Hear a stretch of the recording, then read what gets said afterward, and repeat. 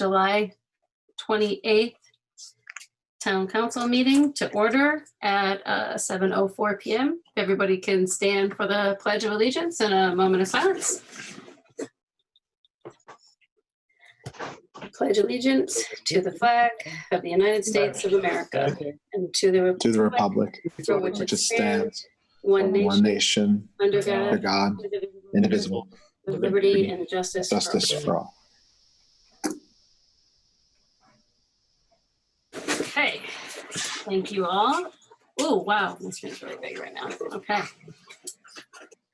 So, proclamations and presentations. We have none tonight.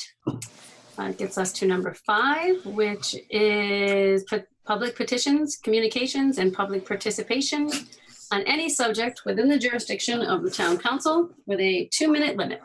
If you are on a device, you can raise your blue hand. Sorry, my dog has got a squeaker toy. If you are on the phone, you can hit *9 and that will raise your hand. When I call on you, please state your name and address for the record. If anybody has anything they would like to communicate on, please raise your hand. I am not seeing anybody. Going once, going twice. Okay, we are going to move on. Public hearing items, 6.1.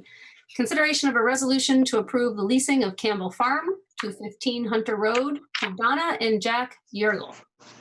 Hope I said that right. Yes, and good evening, everybody. This is Mike Rosen, the town manager speaking. Just to remind those who may not come regularly to these meetings, we are still under the executive order, so we have to introduce ourselves as we speak throughout the night. The agenda item 6.1 is the public hearing that was set at the last regular meeting for the Campbell Farms at 215 Hunter Road to be used by a new tenant for farming purposes. The Agriculture Commission had received a proposal from Donna and Jack Yergel to do so. And tonight's public hearing will be to decide whether or not the Yergels should use that Campbell Farms for a 1-year lease commencing January 1st, 2021, as well as a short-term lease to get between now and then. So it's about 1 year and 4 months altogether. So that's what tonight's public hearing will be about. Okay, does the council have any discussion before we open the public hearing? All right, with that, where's Steve? Steve, you're way up here in my corner. I hate the Brady Bunch view. Can I mute myself there? All right. Yeah. Chairman Nucci, I entertain a motion to open the public hearing. Okay, second? I'll second that motion. Thank you, Kurt. Any discussion? All those in favor? Brenda? Aye. Cassandra? Aye. Steve? Aye. John? Aye. Is Lou on yet? He's still struggling. He'll be here in a moment. Okay, Kurt? Aye. I'm an aye, so that is unanimous. That opens up the public hearing. If there's anybody in the public who would like to provide any public participation on this resolution to approve the leasing of Campbell Farm, instructions are the same. If you're on a device, please raise your little blue hand. If you're on the phone, it is *9. Do we have any discussion points from the public?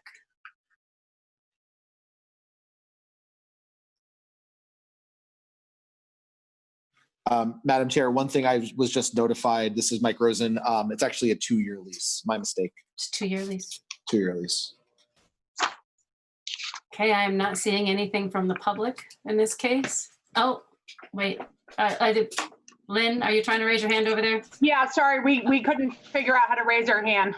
I'm sorry, yes, participations, yes. Our question was. You have to state your name and address. You have to state your name and address before you start. Sure, it's Lynn and Rich Audette at 226 Hunter Road. Okay. So we didn't know whether Jack and Donna were going to be speaking first, and we can certainly hold our questions, but because they weren't saying anything, we didn't know if this is our only time to ask a question. Are you going to be stipulating the grounds of the lease? The grounds of the lease are, okay, so this is weird. We're gonna go ahead and do the question and answer thing, I guess. We typically don't do that in a hearing perspective. You guys have your opportunity to speak and then we can discuss it later. But the lease, the entire lease was included as part of a packet that went out. Did you happen to see that? No, we just saw the public notice and then we found the information for the Zoom call. We couldn't find anything on the town website. Okay, so Mike, should we? Sure. Well, there's only them, so. Yeah, I was going to suggest two things. One is that the lease itself is a 45-page document, so probably not a good idea to read through it at this meeting. But in lieu of that, I was going to see if the chairman of the Agricultural Commission, Joe Mateus, would be willing to maybe walk us through the highlights, if that's appropriate, Madam Chair. I believe that would be. Do you have any specific questions you would like to ask ahead of time? And then we can have Mr. Mateus go through Sure. My questions. original question was the length of the time of the lease, which I believe was answered for 2 years. And then I just, the experience of the living next to the farm and the former tenant had a lot of plans on paper, but it didn't seem like an actuality that had happened. And we just wanted to see for this time what kind of oversight the town, if any, was going to have over assuring that whatever plans the Yergels would like to do were, going to be carried through. And is there language in the lease to end the lease early if the farmland is not taken care of, like the last tenant didn't take care of the land? Okay, so let me make sure I have this right. You wanted to ask about the length of the lease, which we said was 2 years, but Mr. Mateus can answer that. And then how we will ensure follow through of the farming plan. And if the farmland isn't taken care of, is there a clause to terminate? Does that capture it? Yes, thank you. You're very welcome. Okay, I see Heidi's hand is up too. Joe, do you want us to go to you first or Heidi? Does it matter? You're muted. You can go ahead with Heidi first. Okay, so Heidi works for the town. She's our planning person, so. Heidi Smoker, the planning director. I wanted to clarify on the terms of the lease. So we actually have 2 leases before you tonight. One is a short-term lease to get them through the end of this year. So it's August 1st through December 31st. We wanted the regular lease to coincide with the calendar year rather than terminate in the middle of the growing season. So the second lease, the more critical lease, it's an initial 2-year period with an option to renew for 5 years. So I just wanted to clarify that. I will answer one other quick question and then turn it over to Joe. We completely rewrote the lease compared to the lease with the previous tenant based on everything we learned through that experience. So Great, thank you. A professional farming organization, and we worked with our town attorney to close every loophole and increase accountability. Okay. Joe, do you have anything to add? Yeah, so Joe Mateus, I am the chairman of the Agriculture Commission. We've worked on this lease revisions for about the past 2 years. This has been a pretty extensive project for myself and the rest of the commission, getting things in line for when our previous tenant moved out. Due to a lot of the concerns and issues we've had with the previous tenants and neighbors have had, we definitely did not want to get in a situation like that again. We've made substantial revisions in the lease. Financially, there's revisions in the lease. The annual lease is more money than it was before. We have a security deposit to handle concerns of things that don't get done, like the last time mowing, things like that. We have outs for ourselves as the town now, which we did not have before. Previously, the way the old lease was written, there was some things that got overseen in the original lease. We didn't really have the means to evict the previous tenant. So all of those current issues have been fixed. The new lease amount is going to be enough to actually save up some money and maintain the building. We have done some repairs already to the roof, and there is on track to get a new garage door put in, which burned up most of what funds were on that property currently.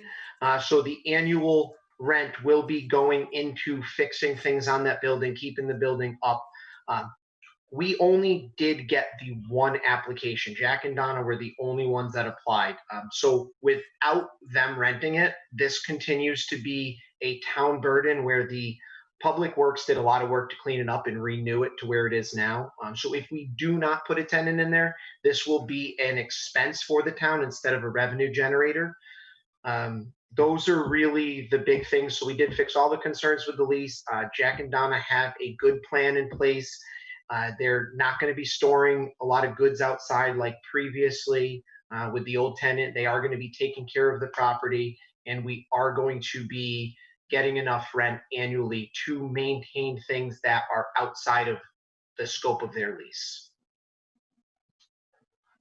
I read the lease, and it was very detailed. And I don't know if any counselors have any questions, but I would like to start, if possible, with Jack and Donna can they maybe expand a little bit on their plan? I read it and I was very interested. It's going to be mushrooms, barley, and holy moly, I just said it like 2 minutes ago. Garlic, right? Yep.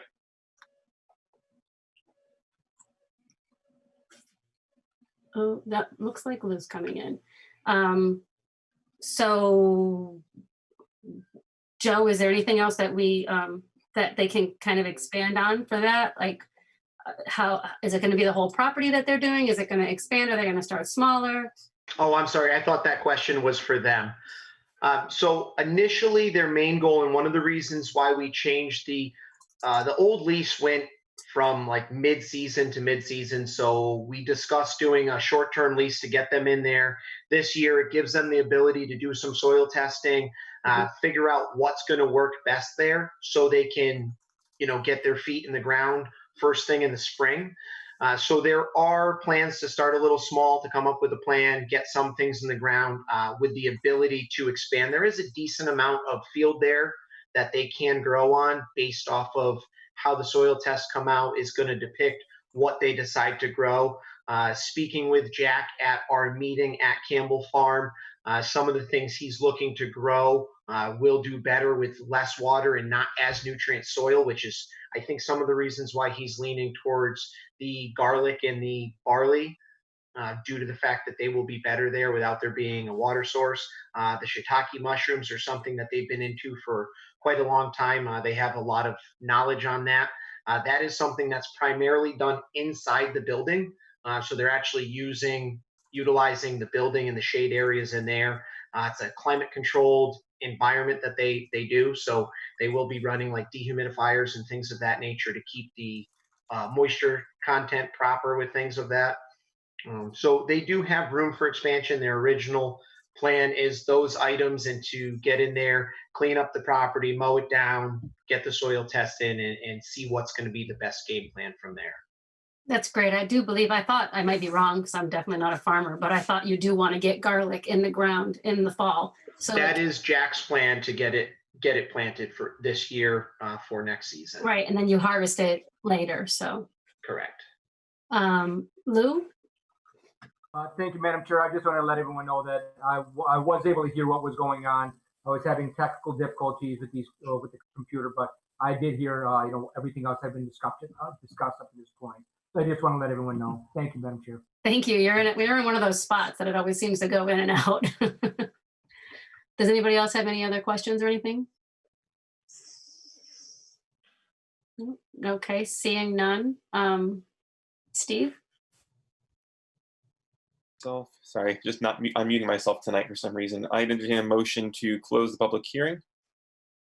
This is Brenda Felucci. I second. Okay, all those in favor? Cassandra? Aye. Brenda? Aye. Steve? Aye. John? I can't see John. John, you're muted. I think he might be having technical I difficulties. think he was saying aye though. Aye. There he is. I hear him. Yep. Aye. Kurt? Aye. All right, and I am an aye, so that passes unanimously. We now leave public session or public hearing. Do the counselors have anything they want to discuss before we move to a a vote. I'd like to thank the Agricultural Commission and Heidi. I know how long you guys have worked on this property and all of the different aspects that went into it, the problems and that. This is right in my backyard, kind of. So I walk down that way all the time. I'm thrilled that they're gonna have somebody back there doing that. I love the idea of the mushrooms and the garlic, and I can't wait to see it being utilized for its original purpose and that. So I just want to thank you guys for putting in all the hard work to get it there. And thank you to Jack and Donna for being interested in coming to Tolland to grow mushrooms and garlic and barley. Although I don't know what we do with barley, but don't mind my dog there. Brenda, your hand was up. You said everything I was going to say. I just thank you for everybody for their commitment. I think that this is going to be a gem for Tolland. It's great to see another working farm enter our town. I'm thrilled. I can't wait to see how this progresses. And again, thank you to the Ag Commission, to Heidi for all their diligent work on getting this up and running. We appreciate it. Okay. Steve?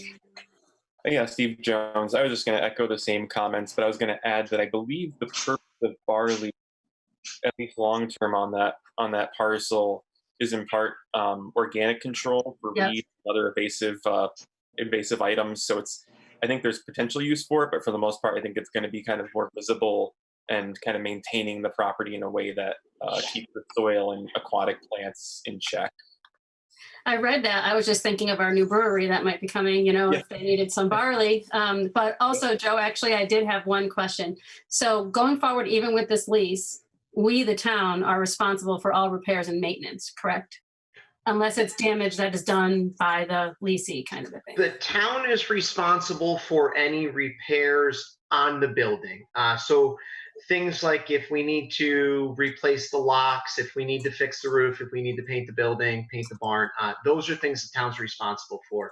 Previously, there's never been enough money coming in to actually maintain it. So having a tenant in there will give money for an annual budget for that.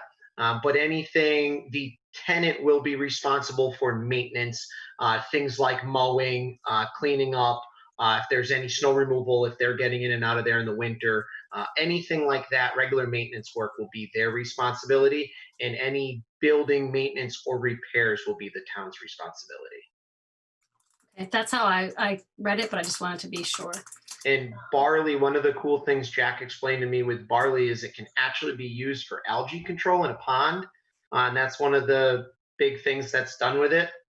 And one of the reasons he grows it. So I'm actually kind of excited about that because it's the first year I've ever had algae in my pond. So you're going to be growing barley? No, I'm going to try it out when he has it. I don't know if the cows will eat barley, but We'll find out. Right. All right. Nobody else has any other questions or anything? Gonna go to Steve. All right. Chairman Minuccio, I would entertain a motion that now therefore be it resolved by the Tolland Town Council that it approves leasing the town-owned Campbell Farm at 215 Hunter Road to Donna and Jack Yergel of 183 Hurlbut Road with a full-term lease commencing January 1, 2021 and a short-term lease commencing August 1st. Approved by the Tolland Town Council on July 28, 2020. This is Brenda Felucci. I second. Any discussion? All those in favor? Brenda? Aye. Cassandra? Aye. Steve? Aye. John? Aye. Lou? Aye. Kurt? Aye. I am an aye, so that passes unanimously. Jack and Donna, welcome to town. Okay, that gets us up to 7A, reports of boards and committees responsible to the council. I don't see anything here regarding Birch Grove. Brenda, do you have anything? Yes, for the Central Region Tourism, last week we had our annual board meeting. Usually it is an on-site meeting in which we visit at least one tourism location and have a celebration of our year. But obviously this year we ended up foregoing that for a Zoom meeting. And during the Zoom meeting, they did film different board members at different tourism locations throughout central Connecticut. And they were doing that to show us what they want to do in the fall. As you know, we have participated in Every Town Has a Story, in which Tolland put up a part of a webpage that highlights what Tolland has. Well, they want to do a video blog for every town that wants to participate. So the town manager, Mike, and I are going to brainstorm a little bit on some ideas and approach different restaurants and tourism sites within the town of Tolland and see what we can do about creating some sort of video. Right now, again, we just heard about this last week. I will get more information about what the Tourism Commission is looking for from each of the towns in a week or two. So I'm really excited about that. It would be great to showcase what Tolland has to offer, and also to remind our residents that there is a lot going on in Tolland that they can participate in, even during the middle of a pandemic. So, and that was it for tourism. Great, thank you. Reports of town council liaisons. So let's just stick with you, Brenda. Sure. Sustainable CT, Blight, and did not have any meetings. Land acquisition was part of an executive session earlier this week, and planning and zoning had a meeting last night. They did an awful lot. Some of the old business that happens, they were taking a look at 2 different sites to see if they needed a site plan revision because there was changes to sites and buildings. And in both cases, it was decided that town staff can handle them. They also took a look at new business. So get your calendars out and mark your calendar for August 24th, because we will have a public hearing about drive-throughs in for zoning regulation change. So the applicant is I'm sorry, I don't mean to laugh. I'm sorry, I don't mean to laugh. It's just been going on the entire time I've been here. You guys are going to get slammed, I bet, with so many people. Yes, so it's going to be for the Tolland Village area. So they're looking for a zoning regulation amendment to allow drive-throughs. So again, that public hearing will be August 24th, and it will be a Zoom meeting, so you can everybody has the option to attend. They also decided that everybody in the zone in abutting that property, or abutting, I'm sorry, Heidi, you're going to have to help me on this. Was it abutting the property or abutting the entire zone that is going to get notice? Abutting the entire Tolland Village area zone. Thank you, appreciate it. Then planning and zoning also had an excellent working session. They did 2 things. They took a look at their technology campus zone and what the uses are. And they took a look at business uses, specifically food trucks, vet hospitals, agriculture, and contractor establishments. One of the things they discussed were zone overlays, which I thought was a very unique approach. And it looks very promising to help us, because one of the things is like our technology campus zone historically is underperformed. So they're looking at ways to help with that. So I thought it was a very exciting meeting, and it holds a lot of promise for development within Tolland. Thank you. Cassandra. No reports for me. I didn't have any meetings. Okay. Steve? Yes, Steve Jones. I had 3 meetings I attended since our last meeting. The first on July 20th was the Water Commission meeting.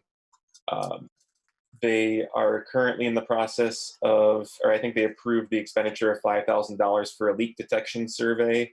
They've noticed for the past 4 quarters that there's an unusual discharge that isn't a part of the billing cycle, so they believe that there is a leak on the system. Overall, the water main usage the main system is up 17%, so they are expecting a pretty good year in terms of revenue. But at the same time, I believe DPH or DEEP has indicated that we're kind of approaching a drought condition, so they're encouraging both well water residents and water customers to conserve water wherever possible. Believe other than that, there were, and I know Bev is here, I won't go into too much of the details, but they did release a caveat for properties in town that had been hooked up to the water system or had the opportunity to be hooked up to the water system and didn't need to be, and it was at no cost to the town. So unless I'm wrong, there wasn't a need to have that assessment. Is that correct, Bev?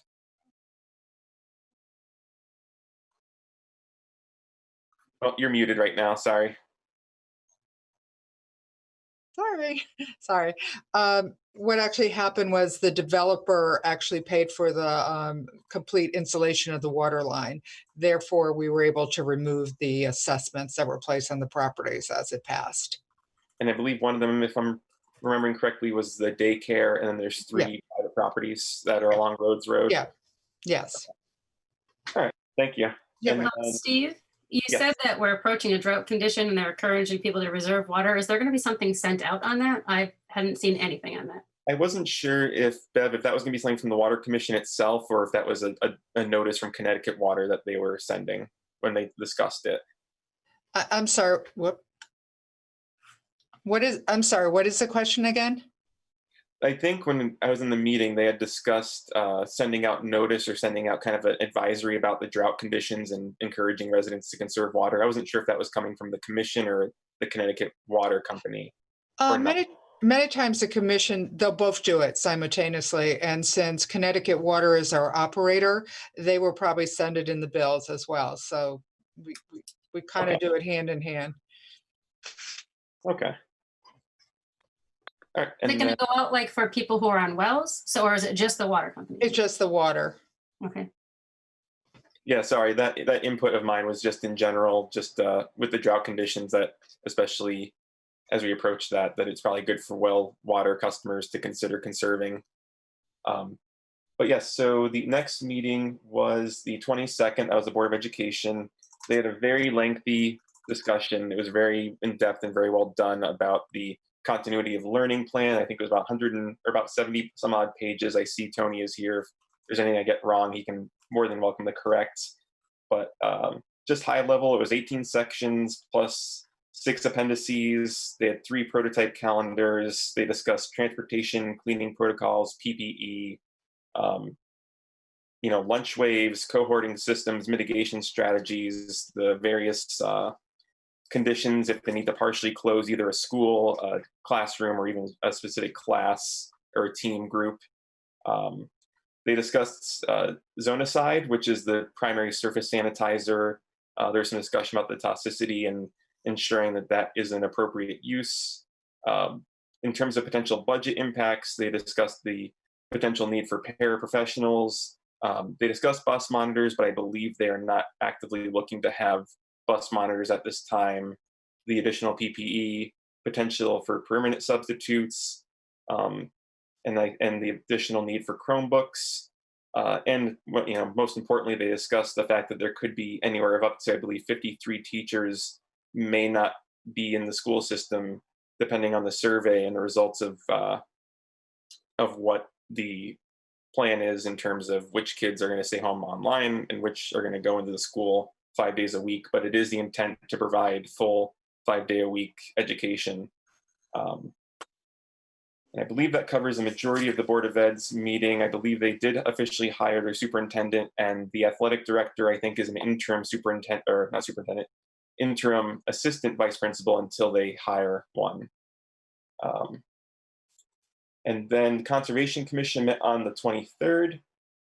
One of their big items that they made note of is they are in the process of planning a Halloween full moon hike for Friday the 30th. That's sort of a new program that they're trying to encourage, especially in light of COVID. They're looking to do, there's 2 full moons in October, one on the 1st and one on the 31st. So the 30th is an excellent time as long as weather permits. So they want to do a costume contest, allow social distancing, and they're going to work with the Eastern Highland Health Districts to make sure everything is done properly if they do handouts and goodies and stuff like that, and try and make it a fun and exciting way to, both see the stars and the moon and celebrate kind of the fall Halloween celebration in a way that is safe and socially distant, that might not be allowed potentially. Otherwise, they did discuss Polk Hill. That is unofficially open. They're waiting on a tentative date in September to do the ribbon cutting. They want to make sure people who are actively engaged in making the trail are in attendance. And there is parking in that area. They want to make sure people don't park along the turnpike going towards the post office in that area, that there is a roadway. Otherwise, I believe overflow parking they're looking into, but the first choice is to go towards Star Hardware and those overflow lots to avoid those potential issues. But it's a really great project. I've been hiking on it a couple of times to see all the bridges and loops. I'm actually displaying one right behind me. It's I believe Cassandra mentioned the term. It's like a bridge, if I'm saying correctly, or what was the term for? It's a log ride. Log ride, okay. But yeah, no, it's very exciting. They're doing a lot of great work and, a lot of forward progress on a lot of trails and usage throughout the year. And that covers it for me. Okay, that gets to John. WPCA didn't meet, so no reports from me today. Lou? Thank you, Madam Chair. That Birch Grove Building Committee did meet last week. That we were given a full update as far as what was occurring with construction. Actually had a simulated walkthrough of the building where they showed out how everything would be laid out. Then we also got to see pictures of the building site, that the foundation, the concrete has been poured, the steel is going up. Things are going well. That the best thing is that it's still remaining on budget. At this point, that we have not heard anything back from the state, that they're still waiting. Mr. Diamantis is still waiting for the legislature to go back into session so that they can get this a bill voted on to assure that we get the money for the unsuitable soils. Since there was a cost overrun that we had to deal with, that he still appears hopeful that it will pass, especially in light of the most recent comments by the governor, as well as by other legislators, about approving issues regarding crumbling foundations, unsuitable soil, other issues. That it should, we're hopeful that it will pass, but we're still waiting here on that. Other than that, things are proceeding well. That we're looking at a potential face-to-face meeting there, being socially distant with masks, but just to be able to get a full tour of what's going on as the last girder is being laid. Thank you. Thank you. Let's see, that gets me to Kurt. I have no reports, so it makes it easy. Okay, that gets me to me. I had, let's see, we had Board of Ed. Steve mentioned part of it. They also had a meeting on their goal setting. And in the goal setting meeting, I have notes on this one. They basically started, and I'm going to ask Tony to jump in on this one because I don't think they completed it, but I think they have rough goals right now of the portrait of a graduate, ensuring the completion and implementation. I'm very interested in that. I haven't really seen anything on what it means yet, so I'm interested to see what the completion and implementation of it is. I know it has to do with part of their accreditation also. 2 is to maintain culture and climate conducive to high levels of teaching and learning. And 3 was to provide resources necessary to ensure quality, including non-traditional sources of revenue. I think that they had more stuff that they were going to be doing. I don't think they actually, there was another one too. Create, nurture, or support, weren't sure on the wording, a diverse and inclusive community where every member is acknowledged, respected, and has the necessary resources to thrive. So I don't think they have finished that yet. Tony, can you confirm for me that it's still kind of in motion? No, Madam Chair, you're absolutely correct. We've got at least one more session scheduled. What we put together was, we spent that last meeting discussing and kind of brainstorming ideas to come up with those 4 very high-level goals. The intent of this next session will be then to fine-tune that, get the wording down, and really see how we can put those in a way that they're implementable. Implementable. Thank you. Thank you. I'll look forward to that meeting. And then I also had from the reopening committee meeting that Steve talked about, there was a couple other things on there. They were working with the state on the regulations. Right now, the intent was to have the 5 days in school in person with an at-home option for people who weren't comfortable with that. There were 3 different stages of, depending on how the virus is. There's the regular one there, and then you had a hybrid model, which was a combination of possibly like a couple of days, Monday, Tuesday in school, then Wednesday off at home, and then Thursday, Friday in school, like an A-B kind of a thing, so they could disinfect in between, but it would be a combination hybrid of online and in school. And then there was a third that was the fully online, depending on if the virus reared up again like it did before. And they were a lot more confident in what they were going to be teaching and utilizing for the full in school because they have more time to plan it this time. From what I remember of all the kids, about 2,400 kids in our school system, 262 kids. Parents said that they wanted to keep them home and online, but there was a possibility of about 1,000 that weren't sure where they were going to kind of fall out on things. And then I wasn't sure where you got the 53, Steve, because I thought Dr. Willett said that 97% of teachers in the survey said that they were coming back. Yeah, I probably checked with Tony, but I wrote down a 26 to 30% of staff could be out at one time. So that was, I think when Dr. Willett mentioned it, I think he said for the teachers alone, that figure was 53. I don't know if Tony, if you can clarify that remark, if that was accurate. Yeah, that was a scenario, a high risk scenarios where that number came from. Okay. Where he took a look at the teachers, the staff that would be considered high risk, and what happens if all of them chose to step out. Okay, yeah, that's what I meant to say, is that I had that percentage figure for the high risk. Now, Madam Chair, if I could just throw one thing in at this point, you know, that report that you're discussing absolutely was finished and submitted to the state last week. To call this fluid would be not giving it enough credit. I mean, already we've seen guidance from the state has started to adjust. So I would highly recommend that people remain cognizant and looking at the track website, because this is changing daily. Yeah, I agree. I know you guys had submitted it, that there was a deadline for it, but even what I'm hearing from governor meetings and on calls and conferences and that, it seems to literally go back and forth all the time. Yep. So I applaud you guys, and especially the reopening committee and Dr. Willett for trying to kind of ebb and flow with how this is all going. You are not in an enviable position, my friend. Thank you. That is all that I had right now.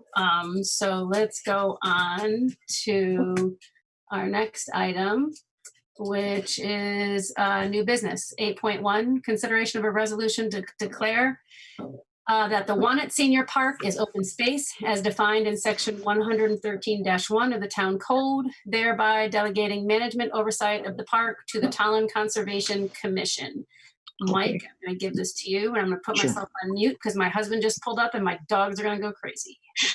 Okay, good evening, everybody. Mike Rosen, town manager speaking. I'm going to read a little bit of the item summary for this agenda item 8.1, and then we can get into some of the details. So the reason this is on your agenda tonight is the Wannet Senior Park is a 13-acre property that was donated to the town by the Wannet family in the year 2000. The property must be used for open space and must benefit Tolland seniors. The property is located on Sugar Hill Road. Last fall, the Conservation Commission teamed up with the Yukon Landscape Architecture Program to generate ideas for a park for seniors. They presented their concepts at a public meeting, and in a letter dated April 8th, 2020, the Conservation Commission requested that the CONSCOM be conveyed the authority to plan and manage the senior park. The reason we're at the council tonight is because there's a section of our town code, section 113-1, that the authority needs to be delegated to the Conservation Commission to manage the oversight of the park. So the council has to delegate that management oversight to a body. In this case, we're recommending the Conservation Commission because it's going to be an open space parcel. So it was in your packets tonight is that letter from April 8th. Because of the COVID-19 pandemic, we really haven't had a chance to get this onto an agenda until now in July, but we're finally ready to do that. And I know on the call tonight, we do have the chair of the Conservation Commission, Jim Hutton, as well as our Director of Planning and Community Development, Heidi Smoker, in case there are any detailed questions about this. But I think it's a favorable thing for the council to delegate this authority to the Conservation Commission so that they can manage the oversight and get the park off the ground. Thank you.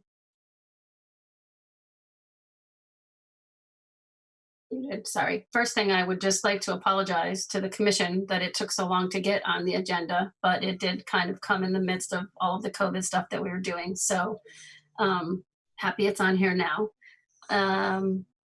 And looks like Steve has questions. I actually had a question relating to the council agenda that I'll save for after we finish 8.1.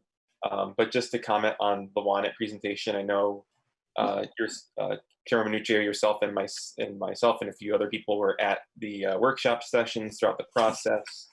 It was great. It was really a wonderful combination of UConn working with the town to make this donation have a lot of potential. And for those in the public as well as the counselors, if they're ever looking for what the proposed vision is for that area, the presentation, I believe, is on the Conservation Commission's webpage, or it's on the town website, but it should be the first presentation, the Vision of Elders, unless Jim corrects me. I believe that was the winning design, and that was the first one on the presentation, pages, I think 13 to 15 of the attachment on the town website, and it provides a lot of images and plans and layout and design, and it's definitely gonna be great when it starts really moving forward. That's correct, Yeah, Steve. I was at that meeting. I liked it a lot. There was a lot of fun. There was a lot of good suggestions. I think the one that ended up getting picked was one of my top ones. I liked it. I do have a question. Who is currently maintaining that piece of property, Mike? Actually, I would like to turn, Heidi, would you be able to answer that one? So nobody. We did have somebody who mows property for hay last year volunteered to go hay it because it was overgrown. So right now we don't have a designated entity maintaining it. When is the town going to maintain it going forward? So it would become the Conservation Commission's. Does that? I'm not sure, Heidi, if you have further more to add to that. So the Conservation Commission, when they first take on a property, they develop a management plan, and depending on how they plan to use a property, they would set out what areas need to be mowed, and we would look at how we do it, whether we can still use a volunteer who takes the hay or if we need to start budgeting for it. Okay. And then the other question that I had is, of course, I'm very interested in seeing this park be developed into something for our seniors. And I know the STEEP grant just opened, Mike. You get about 20 emails a day about the STEEP grant. So is this something that we can look at for next year, Heidi, working with the conservation? Like, is this something that we can try to apply for a STEEP grant for to get some of those ideas or processes put in place so we can help get it moving?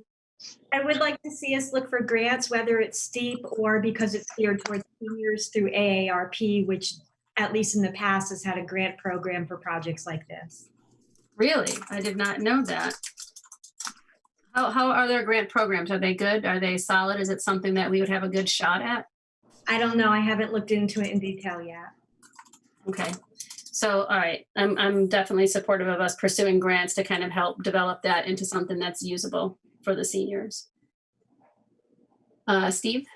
Just to comment to, I believe in some of the discussions for a lot of the designs, including this one, they wanted to look at kind of crowdsourcing and community fundraising in terms of like buy a brick for the parking areas and certain walkways, that they would get a lot of buy-in from residents in town to help establish certain markers, especially that water tower, and making that into a scenic destination area and, spot for rest and relaxation for people of all ages, but obviously geared towards the senior audience. Yeah, I remember that. The buy a brick, it was very Disney-esque. Yeah. Kurt? Thank you. Just real quick, I had already assumed that this was under designated as open space, so obviously all in favor for this going forward, so let's do it. Yeah, it is open space. It's just we're giving it over to the conservation now so they can maintain it and handle the development. Jim, do you have anything you want to add about this?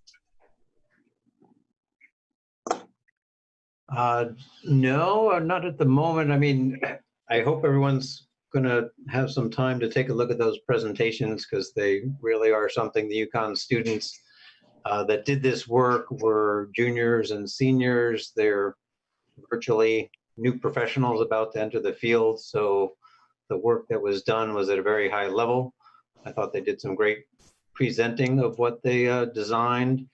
And I did want to let people know that all of those designs were guided by the Conservation Commission to include kind of a stepped process, knowing that we wouldn't have the budget to do the grand scheme of things that the kids were looking at.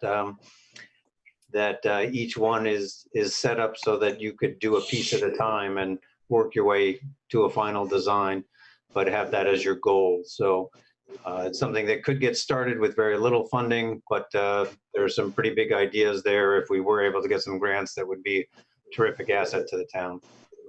I agree. Anybody else have any other questions or anything? Okay, Steve? All right.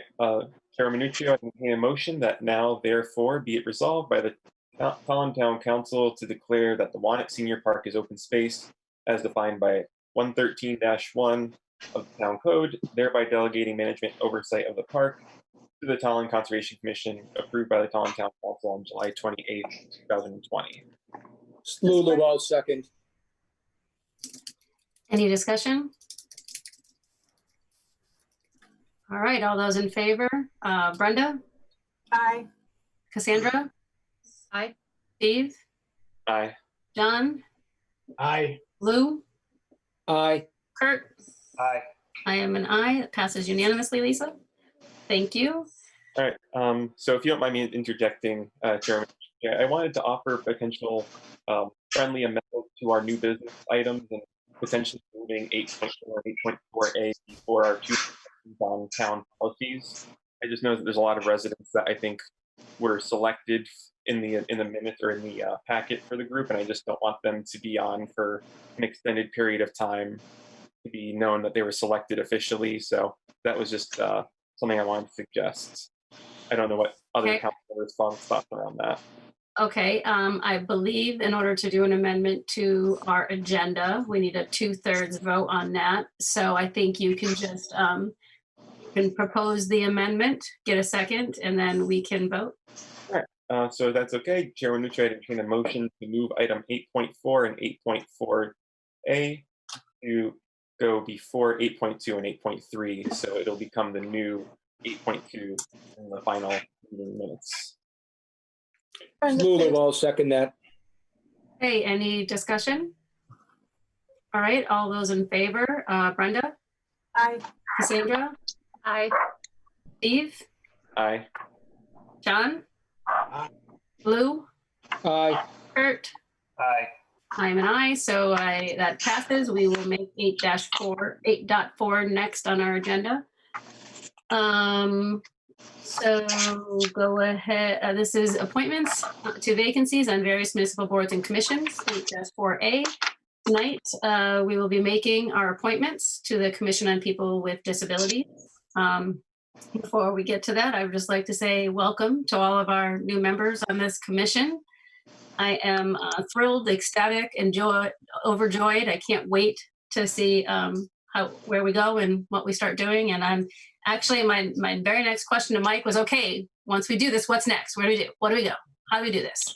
Well, yeah, I mean, the good news is once we establish the Commission on People with Disabilities, that certainly we'll have to schedule a first meeting of the 7 members, at which they will choose their own chairperson. And that person, as per the establishing mission statement, will set the rotation going forward for how frequently and what times and what days that the commission will meet. But once established, and once the folks are sworn in, they can begin business immediately. So they have to get sworn in by the town clerk.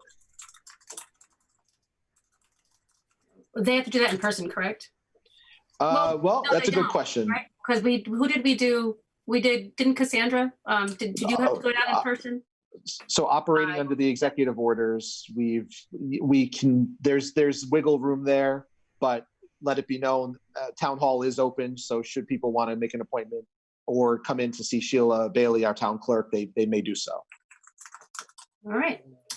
So once the UIs are appointed, you can contact Sheila, get sworn in, and we'll get a first meeting on the books. You guys can nominate and decide a chair and then start moving forward. So with that, Steve, I give you this honor. I was going to do additional discussion before I made the motion. I just wanted to thank Councillor Luba for the work that we did together interviewing this whole process. You know, it was, as I think Brew probably said multiple times, it was heartening to see how so many people want to be involved and be engaged, but it made our jobs tougher. But throughout the process, everyone was very cordial, very friendly, and a lot of people highly motivated to stay involved, regardless of whether or not they were picked. So just another word out to everyone in the public that as a new commission, you know, more minds, more thoughts, more voices is definitely needed to make this into something really great. And then just one other side comment I wanted to make regarding the swearing in. I believe Sheila did the swearing in for Conservation Commission members via Zoom at one of their most recent meetings. So that is an option, I believe, if they want to do it at their first organizational meeting, perhaps. I'm sure I'd leave that up to the clerk, but or the town clerk. But otherwise, that's an avenue. Yep. If you guys are comfortable going in, go in. If not, contact Sheila and we can work it out. Okay. Let's see. Actually, I'm looking for the actual page that has all of that on that. Everything. Hold on. I got to get through all the lease. Page 62 of 87. And then just want to recognize Councillor Luba has their blue hand raised on the Zoom screen. Yeah, well, thank you, Mr. Jones, Chairman Nuccio, that while you're looking for that, I would echo everything that Mr. Jones has said, that this was a true honor and privilege to interview all these people. Incredibly difficult process. That everybody was extraordinarily qualified in their own ways, be it professional, personal experiences. That this was not an easy decision. That it was something that I would encourage anyone that was not selected as a commission member, of which again there's seven positions and 15 applicants. That if you were not selected, please stay involved. That they're going to need volunteers to get this project up and running. So I would encourage everybody that's interested to continue with that.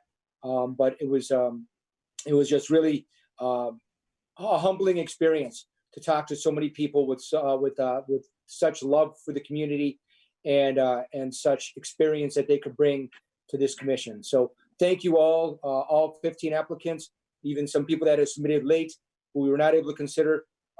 We appreciate all that you did and your interest in helping our town. So thank you. Okay, so I guess we will accept the nomination slate. All right, Chairman Nuccio, I'd entertain a motion to accept the appointments for the Commission on People with Disabilities as follows: Susan Luchek Hughes for a term of 8/1/2020 to 7/31/2021. Robert Dykert of 124 Foxridge Lane for 8/1/2020 to 7/31/2021. Aaron Weintraub of 167 Dockrell Road for a term of 8/1/20 to 7/31/2022. Rhonda Utter of 571 Sugar Hill Road for 8/1/2020 to 7/31/2022. John Molteni of 5 Eastview Terrace, term of 8/1/20 to 7/31/2023. Kim Little of 16 Carter Drive for a term of 8/1/2020 to 7/31/2023. And finally, Walter Glom Jr. of 53 Old Post Road for a term of 8/1/2020 to 7/31/2023. Does Brenda Flu say a second? Any discussion? Congratulations to all of you. Very happy. All those in favor? Brenda? Aye. Cassandra? Aye. Steve? A resounding aye. John? Aye. Lou? Aye. Kurt? Aye. And I am a wholehearted aye, so that passes unanimously. Welcome, everyone. to Public Servant. Welcome. Thank you guys very much. If you don't want to stay on for the rest of the call, I'm sure Mike will facilitate if you need Sheila's information and all of that, and a first meeting time for all of you guys. And I will, no bars preventing, hopefully be at your first meeting too. So thank you all for your service, and thank you for everybody who applied. And I agree with what Steve said. There were a lot of people. If you can still attend the meetings, every voice in this matter is 100% relevant and helpful. And if there's anything else in town that you would like to do, there are lots of other openings, but please stay in the loop and stay involved. We're going to need all the help that we can get. I have one question. Do we need to appoint a liaison? That was going to be what I was going to ask. You can do it. Do we feel this is, Mike, we haven't talked about like we don't know how often, I would kind of almost want to wait and see how often they feel like they're going to want to meet. If it's going to be like a once a month or twice a month, we could probably get away with one person, but if they want to get running and go faster, we might need more than one. So do we have a list of who's interested in being liaison? Well, if you're referring to staff liaisons, that's part of the discussion that once the commission meets for the first time, they may want to discuss what makes sense, or who it makes sense, which departments to liaise with, if they're going to have a recording clerk from within. So I have a few people in mind that may potentially be liaisons to that, but I didn't think it would be the council necessarily that would appoint that. It probably would be an internal discussion with the commission to figure out who it makes sense to have on the staff's side to work with them. I think Brenda means from us. I was referring Oh, I'm sorry. Town council. Okay, I was already thinking. Yeah. That's funny. Okay. So, I don't know if everybody maybe wants to send, anybody who wants to do something, send me an email. I will send something out, and then we can kind of look at it and see. I'm curious to see how often they're going to meet and what they're going to require. So if it's going to be like a one or two kind of a thing, I'm not 100% sure. Everybody keeps popping around on my screen. It's really weird. So I'll send something out to everybody to see who's interested in being liaison. And then we can discuss that. But thank you for bringing it up. Madam Chair, before we move on from appointments, I just wanted to recognize there's actually one more appointment that needs to be made tonight. It's the Land Acquisition Advisory Committee position so as people may know, Don DeGenova, who was on Conservation Commission, has moved out of town, and he was the Conservation Commission's representative to the Land Acquisition Advisory Committee. So the Conservation Commission has recommended appointment of Jim Hutton to fill Don DeGenova's position. So that's recommended to the council to take action on that tonight, please. Okay, so that one is not on here. So Steve, do we have anything else that, I think we'll just go by what you said. You have all of that there. So, yeah. Okay, any discussion? All right, all those in favor, Brenda? Well, there should be a motion. Yeah. Well, because we already made a motion though, right? For vacancies, that was the 8-4 was to accept the vacancies. And we talked well, this one wasn't actually listed on the agenda for tonight. It might be just worthwhile just making a separate motion. So do we have to then add it to the agenda because it wasn't on it? No, our agendas for appointments is usually it's a catch-all for all appointments. Yep. We just normally enumerate if we know there's a large slate, but this one would be fine if we just make another motion. Okay. All right. So I'd entertain a motion to appoint Jim Hutton as the Land Acquisition Board member from the Conservation Commission. This is Brenda Felucci. I'll second that. Any discussion? All those in favor? Brenda? Aye. Cassandra? Aye. Steve? Aye. John? Aye. Lou? Aye. Kurt? Aye. I'm an aye, so that passes unanimously. Welcome, Jim. You're already in there and running, so Yeah, thank you.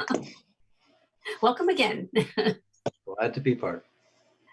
Okay, so then that gets us back up to our original agenda. If anybody who does not want to be present for the rest of this, please feel free to drop off. That gets us back up to what was 8-2, green usage. And I am sorry, I'm getting back up to my thing here. Okay, 8-2 is discussion and review of A176.6 of the town code, policy regarding use of the Tolland Green by groups and organizations.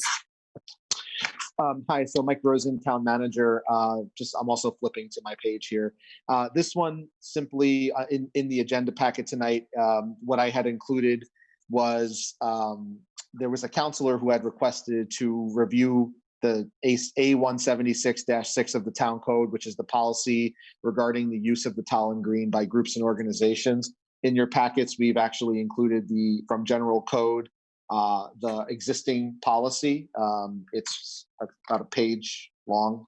And as you see, it actually dates back to the year 1984. It has not been amended since 1984. So in fact, it actually does still refer to Board of Selectmen rather than Town Council. It was later in the year 1984 that the Selectmen became the council. So right away, it's a good catch that we bring our code up to the new language. But I think Councillor Schenner might talk about other changes he had in mind, but I don't have anything to share with you in terms of proposed changes. I just wanted to provide what is in place as of today.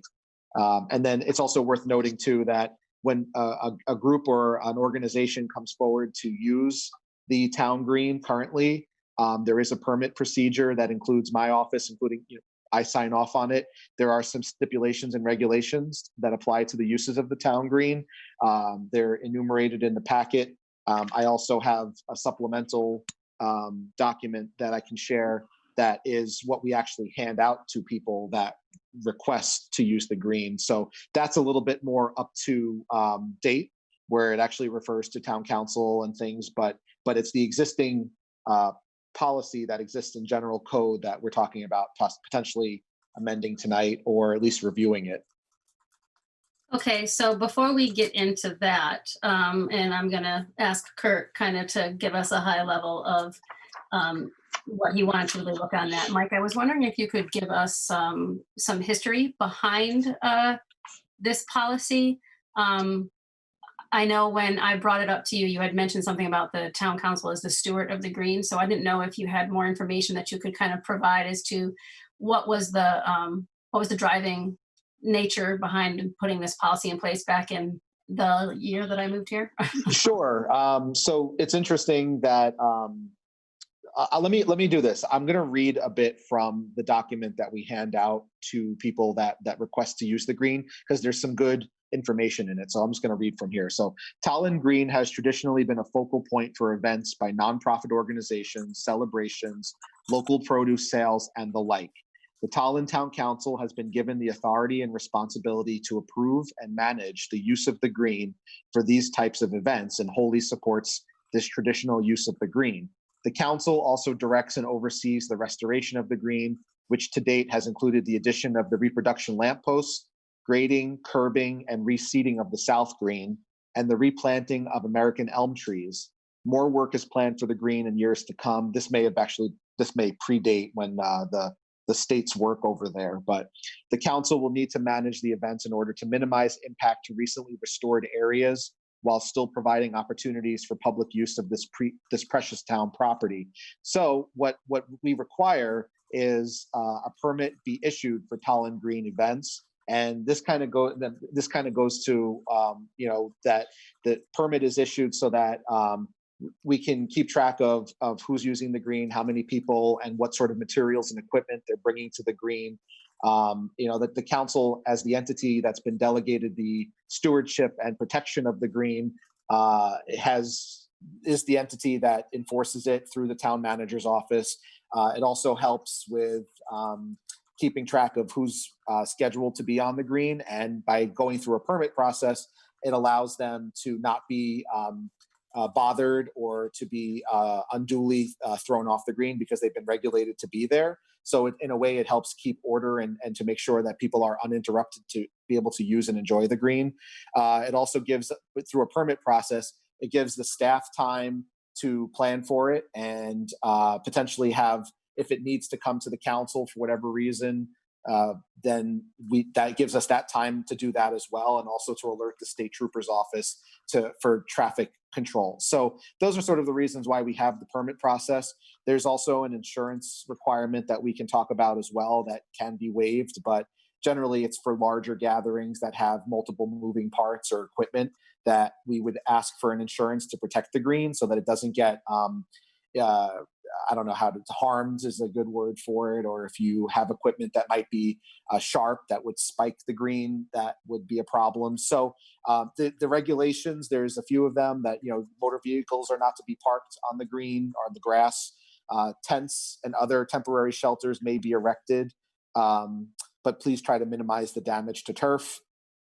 Portable restrooms may not be placed on the grass.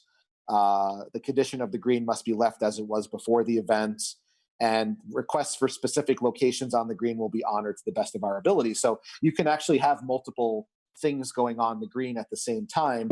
When somebody asks to use the green for a gathering or something, we give them a choice of 4 locations, A, B, C, and D, and you can have multiple things going on at the same time. So it helps keep order, is sort of the reasoning behind all of this, but that's kind of really the only setup I have for this. So That's great. That's good. I didn't know that we had 4. I know how big the green is, but I didn't know that we had 4 specified locations. Yes. And I would note that the trees that they were talking about planting in 1984, they have cut most of them down. They put them up and they've cut them down. We had the same problem with the pine trees. So, okay. So can I just ask one quick question before I go to Kurt? What would be an issue that would require to come before the town council for use? So in the original policy from 1984, I believe it's letter B, such use of the, well, let me read A and B because B refers to A. So all requests for use of the green shall be submitted to the town manager on forms provided by the town 3 weeks prior to the scheduled event. Letter B says, such use of the green shall be limited to nonprofit organizations of the town or to agencies of the town government, unless such restriction is specifically waived by action of the selectmen. So let's say the town council instead of the selectmen. So if there was the desired usage of the green by an organization that was not a nonprofit or an entity of the town, they could basically petition the town council to allow them to use the green, because it's not, that would be considered not in compliance with our policy, but it would be an exception to the policy. That makes sense. Okay, thank you. Kurt? Thank you, Madam Chair. So I'm just gonna, the reason I petitioned to have this topic brought up for discussion tonight is because it's abundantly clear that this policy does not reflect the needs of Tolland and should be updated to protect constitutional rights to freely assemble. I have no doubt that the original intent of these regulations and its current implementation of them was never to impede or infringe on people's rights. However, how it's written and how it is written, these regulations do put the town manager's office, and possibly the citizens of Tolland in direct opposition. I want to rectify this and to help the town hall and the residents. So just a couple things I think we need to discuss. Non-commercial use of the town green, I really believe should not be subject to any sort of approval or permitting process that goes through the town hall. We should, now I absolutely see the value of the permitting process, but instead of a permitting process, I would like to see more of a reservation policy for groups and organizations, they have planned at larger events that are planned ahead and that might need more of a input from town. This would grant them the sole right to use the green during the date and time previously reserved. And any non-commercial use would be permitted. And then when the green isn't being reserved, I feel that non-commercial use, people, residents, 501c3s should have a first come, first served basis to use the town green. At very least, I would like to see the removal of the 3-week or 1 week, whatever. It seems to be different on the permit or the application that's sent out to people versus these regulations. But either way, I think they should be removed. And the proof of liability insurance, I believe, is a hindrance for many people to gather on these, to make use of this green for many different purposes. So that's basically what I'd like to see, why I brought it up tonight. And so happy to Let have me make sure I have this correct. You have non-commercial use should not be subject to permitting or approval from town hall, more of a reservation policy than a permit. When it's not being, well, this part, I'm not sure I got this right. When it's not being reserved, people, residents, 501(c)(3) should have preference. I'm not sure I got that. I kind of reiterated point number 1 there. So Okay. if it's not currently being reserved by any group for a reason, I kind of refer back to my first point. Non-commercial use should have a first come, first serve for those groups. So that's how I think it should be handled. Yeah, that's. All right, so I think I got that. It should be people, residents, and then 501(c)(3)s in that order. But no, I'm just not in any order, but okay. Those types of groups have a first come, first serve. All right. Yep, no problem. Okay, let me just make sure I get this. And you would like to see the 3 weeks removed or reduced? Removed. You want to see it removed? Non-commercial use. For non-commercial, obviously, if someone's going to try to reserve it, they're going to need lead time for the town manager's office. So that's when we're talking reservations and stuff, or if we want to use the term permitting, to someone have guaranteed time slot. Obviously, that'll need some lead time. Not sure what we can decide. We can discuss that. But again, I don't think that every use needs to be, have at least a week or 3 weeks, whatever it might be. Okay, and then proof of liability is a hindrance for non-commercial use. Is that right? That's all I got for now. Okay, so does anybody else? All right, hands are up. Hands are up. Cassandra. Thank you, Tammy. I think I'm supposed to introduce myself, Cassandra York, Town Council. That's supposed to be official. Mike Rosen, Town Manager, a question for you. Kurt had mentioned timelines are a little bit different. Policy said 3 weeks. What is preferable by your office for if there was an ask to use the green? What is preferable for your office? Sure. General code says 3 weeks. That's what's actually from the 1984 iteration of this. In the thing that we give out to people, it does say 1 week. That's probably adequate time. The only thing you lose out between 3 weeks and 1 week is if there's an organization that's, let's say it's a for-profit. They really shouldn't be applying for usage of the green anyway, I guess. But should they wish to petition the council, they're losing that ability to do so because they'll no longer have 3 weeks in order to appear on agenda to petition for usage of the green.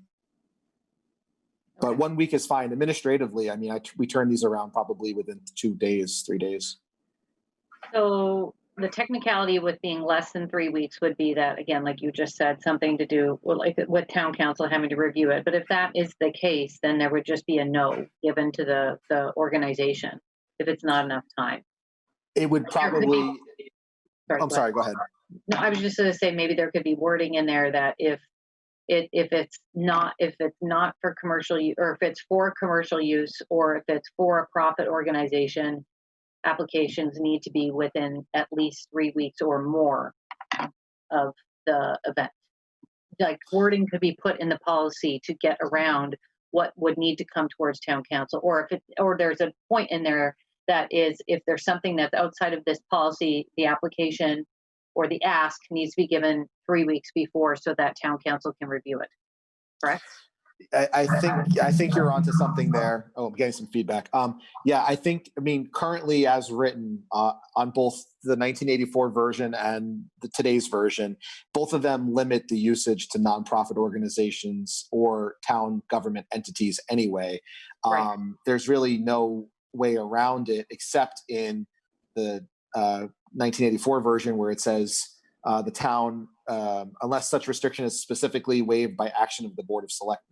So since we're talking about revising the policy, the council can certainly discuss any revisions or additions, including some sort of a waiver or whatever provision in there, 3 weeks for it to come to council to discuss. But as Councilor Shaner had said, that 3 weeks may seem too much. I don't know. I mean, like I said, it's administratively, we can turn around a permit probably within a few days. It's not a big deal for our office as long as it conforms to the proper guidelines. Okay, so we would say if we're looking at this policy, that A can be modified to say that use of Tolland Green for gatherings is open to all residents and non-for-profit organizations of Tolland, and we do want to say of Tolland in a way, right? Because we want to support Tolland organizations on a first come first served basis. There could be a semicolon added in there saying that any non-commercial use does not need permission by the town to use. Maybe something like a heads up is needed or something that's just added. I'm just babbling there. But then if something, if someone is outside of this jurisdiction, then an application needs to go in 3 weeks before that event. Because if we're saying right now, we won't be asking anyone to submit an application, a permit per se. A reservation. Reservation. Right. But Kurt's saying that, if we're coming on a first come, first served basis, do we need to have that reservation, or can just anyone just go and utilize the green without talking to the town first? Because it is open forum, correct or not? This is kind of where I'm a little bit trying to figure out the differences. Like, if it's going to be open to anyone that's not selling something, and we have already, like, the guidelines of the farmers market, it's already allowed on there, that was already written in there. Do we need to have the ask to the town manager? I'd be a little worried, like, to have it just anybody, anytime, because if somebody else has it planned, I think what about the prom? No one asks, right? Or is that an ask? Well, everybody, yeah. Well, they do. Is it just assumed like prom is going to be on the green, and then should that just be written in the policy so that it's covered? Where I'm getting at here is I'm just trying to figure out, like, what we need to be saying here. Do we need to say that there needs to be an ask, or there is no ask that's needed? And that's maybe sort of what Kurt was trying to get at there. And just I'm gonna go around and yeah. Okay. So that's where I was at with that. And we can't. Yes, I agree. Like, obviously, we got the 3 weeks down to 1 week if there is an ask, and then we make sure that we specify it's all nonprofit and that everybody abides by local laws regarding alcohol, traffic safety, pedestrian laws, all those kind of things. And if we're talking about liability, I don't know if we just want to make a blanket statement, like it is saying that there is an insurance requirement. So we can say we do encourage organizations to have insurance, but this can be waived. But then the town is not held liable for any personal injury or property damage that occurs while use of the green is occurring. That's a lot. Sorry, I feel like you would look so much better if this is all written out. Yeah, well, yeah, Right. we'll get to that. Mike will take notes, and then we'll get a revised policy kind of a thing. Okay, I'm done. I'll move on to let others talk. Steve? Yeah, Steve Jones. So I did actually want to address some of Cassandra's comments regarding sort of the prom as a good example. That was actually an issue about 7 years ago where a last-minute permit had to be issued, I believe, through the superintendent. Otherwise, it's usually up to the school board or the students through an organization like a PTO in the past to make that reservation through the manager's office to use the green for the photos. But I believe there was an incident where it wasn't done properly, and there was a bit of chaos, and several town staff members and public safety kind of had to piece together a pretty quick plan and execution to ensure safety for those getting pictures on the green. The one question I had for Town Manager Rosen, if it's applicable, is whenever there's an application, after it's processed and approved, do the members of the historic district have to be notified of the event so that they're aware in case, say that someone wants to have an event on a Saturday and a person on the green is having a birthday party, suddenly they lose all their street parking in front of their property because residents are utilizing some of that public space for their for an event. And that was mostly my key question, how the historic homes on the town are notified and addressed. That's a good question. I don't believe as part of the current permitting process, I don't think we notify the Historic District Commission. I can't think of a good example. I've signed off on maybe 5 or 6 since I've been here. And I don't really think, I'm not sure if they were that large as you were kind of referring to, Steve, but that's kind of it's a good question, and maybe it's something that we can add just to send an email to the chair of the HDC, say, please distribute to your members or something of the like. But yeah, I don't believe we currently do that.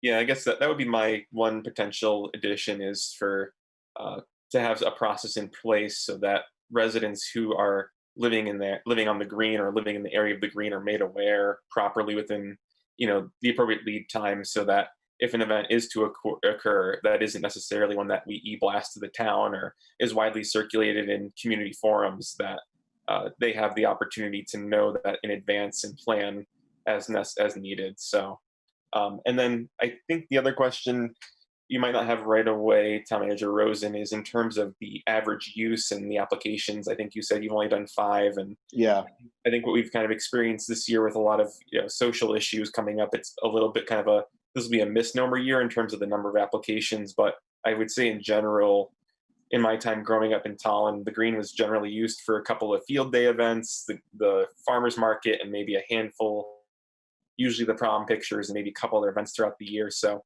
I am encouraged, as long as it's protected, increased use for more social gatherings. I know we've talked about in our goals having some sort of, having the scarecrow event and having the green shut down for a period of time to have like a community event that people can walk and engage with one another. I know COVID's going to impact that a little bit, but something around those lines to make the green more of a community and economic driver for social events.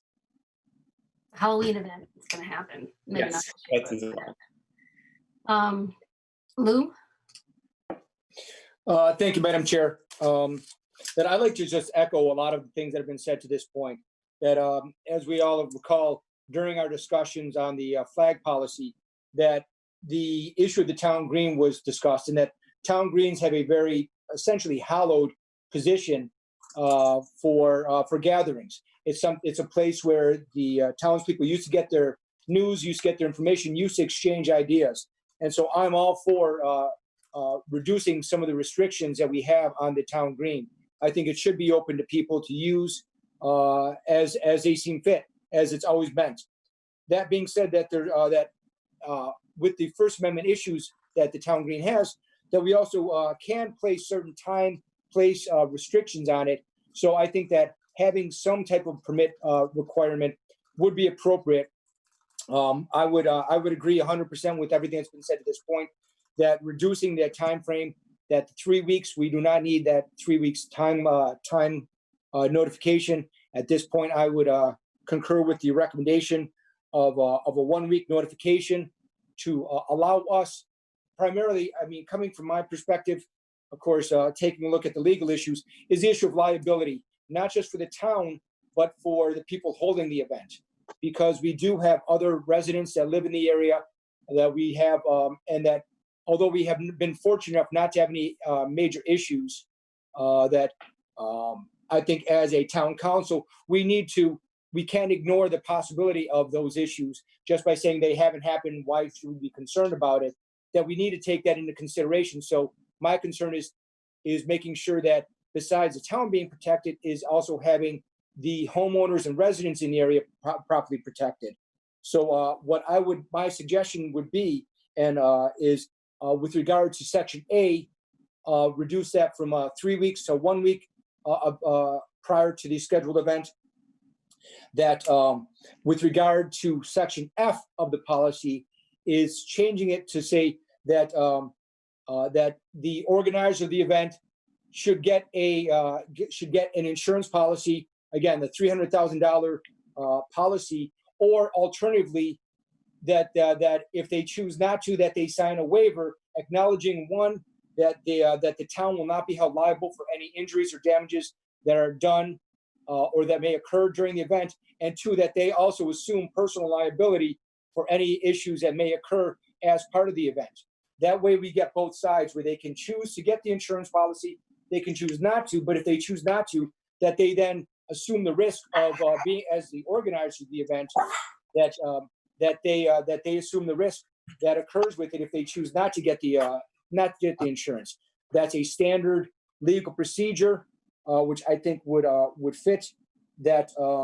Let's see here, some of my other notes.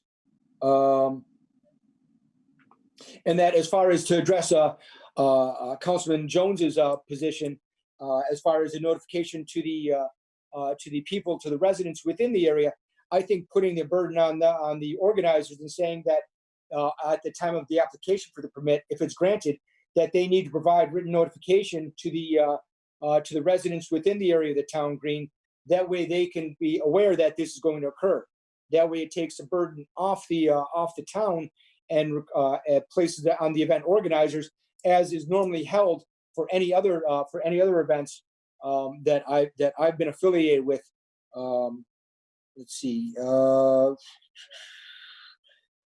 and that the last thing would be is that putting inside that policy as well is that if a group chooses not to follow this permit policy, then they can not only can not only be held liable for any damages or injuries that occur because of the event, but also for any additional expenses for public safety or public works that may be incorporated or may be encountered by it. Again, I'm not trying to make this overly onerous, but at the same time, that I don't see why we should increase the additional liability of the town for that issue, or have additional liabilities facing the residents that live within the area in the vicinity of the town green. Thank you. Thank you. Brenda? Hi, this is Brenda Felucci. A couple notes.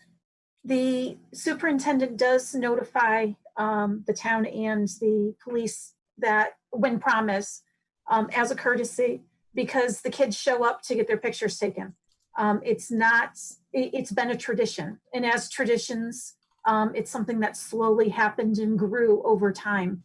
I think that the green has the opportunity to get more traditions like this to happen that would slowly grow together over time. That might start with just a couple people showing up and then becoming a larger celebration. I agree with reducing the 3 weeks prior to event to preferably 1 week. I do not agree with using terms that are restrictive of the types of organizations or programs that can show up on the green, especially with using things that say that only organizations that are of the town, because we might have a chapter that's in the town. Or one example, it's not a very good one, but it popped in my mind. St. Matthew's Church is part of a larger parish who has its home office in Vernon. If they decide they wanted to do a food drive, something that's non-religious, they're not, technically they're not a Tolland organization, they're a Vernon organization. I don't know how that works. So any restrictions on saying that a civic organization needs to be, or what were the other words here? Civic or nonprofit organization needs to be from Tolland. Like if Food Share showed up and wanted to do a food drive, would we say no because they're not a Tolland organization? So I like the idea of moving more from a permit process or application to a reservation application. In our next packet, because I assume we're going to be continuing this, I'd like to also have the permit application in the packet so that we could have everything together. I think it's especially helpful for residents to be able to see everything in one location. I would also suggest, instead of putting a burden on a organizer to notify neighbors or whatever, that the town of Tolland uses an online calendar, because we are going to be the ones that are going to be holding some of these events online or on the green, when we have the parades, when we have the Arts of Tolland sales, when we have the students. If we were to put that on a web page on a calendar, just to show when people have reserved the green, that'll let all of the residents know. I'd like to also see an update of the north and south green. I'm assuming A, B, and those letters that you were using, Mr. Rosen, one of them was part of the south green, and obviously that's been updated. So we might need an updated map, especially for reservations, so that there's not any confusion. So if anybody wants to camp out by the invisible statue, that's the second largest in the world, they have the opportunity to do that. He likes that one, Cassandra, right?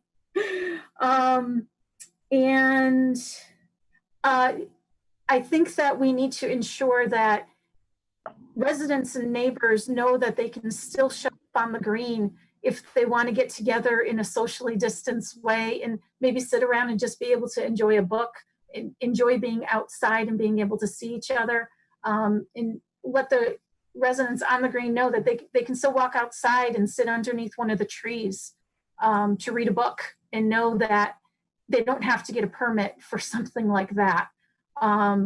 You know, I would hate to think that the neighbors can't join together without getting a permit or a reservation. I think that was everything. And also, I don't agree with having having a insurance policy for everybody. For demonstrations or protests, I agreed with having that waived for those kinds of events. You can't hold a college student responsible for the actions of others who show up at an event. And to have them, you know, signing a waiver saying that I accept my own risks and my own personal liabilities is fine, but to make them assume the risks of others, I think, is inappropriate. And I think those are all my notes. Thank you.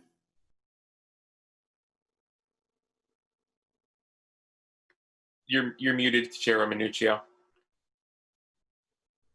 Just a heads up. Sorry, I'm going to go to John. He hasn't spoken. I'm going to go around everybody who hasn't spoken before I go back for second round. So John. So I agree with most of what's been talked about. The liability thing, though, is an issue for me that I just like to get a little more clarity around. The first thing is a couple of questions. Has there ever been an incident at a gathering on the green where there was some damage done or somebody got hurt maybe?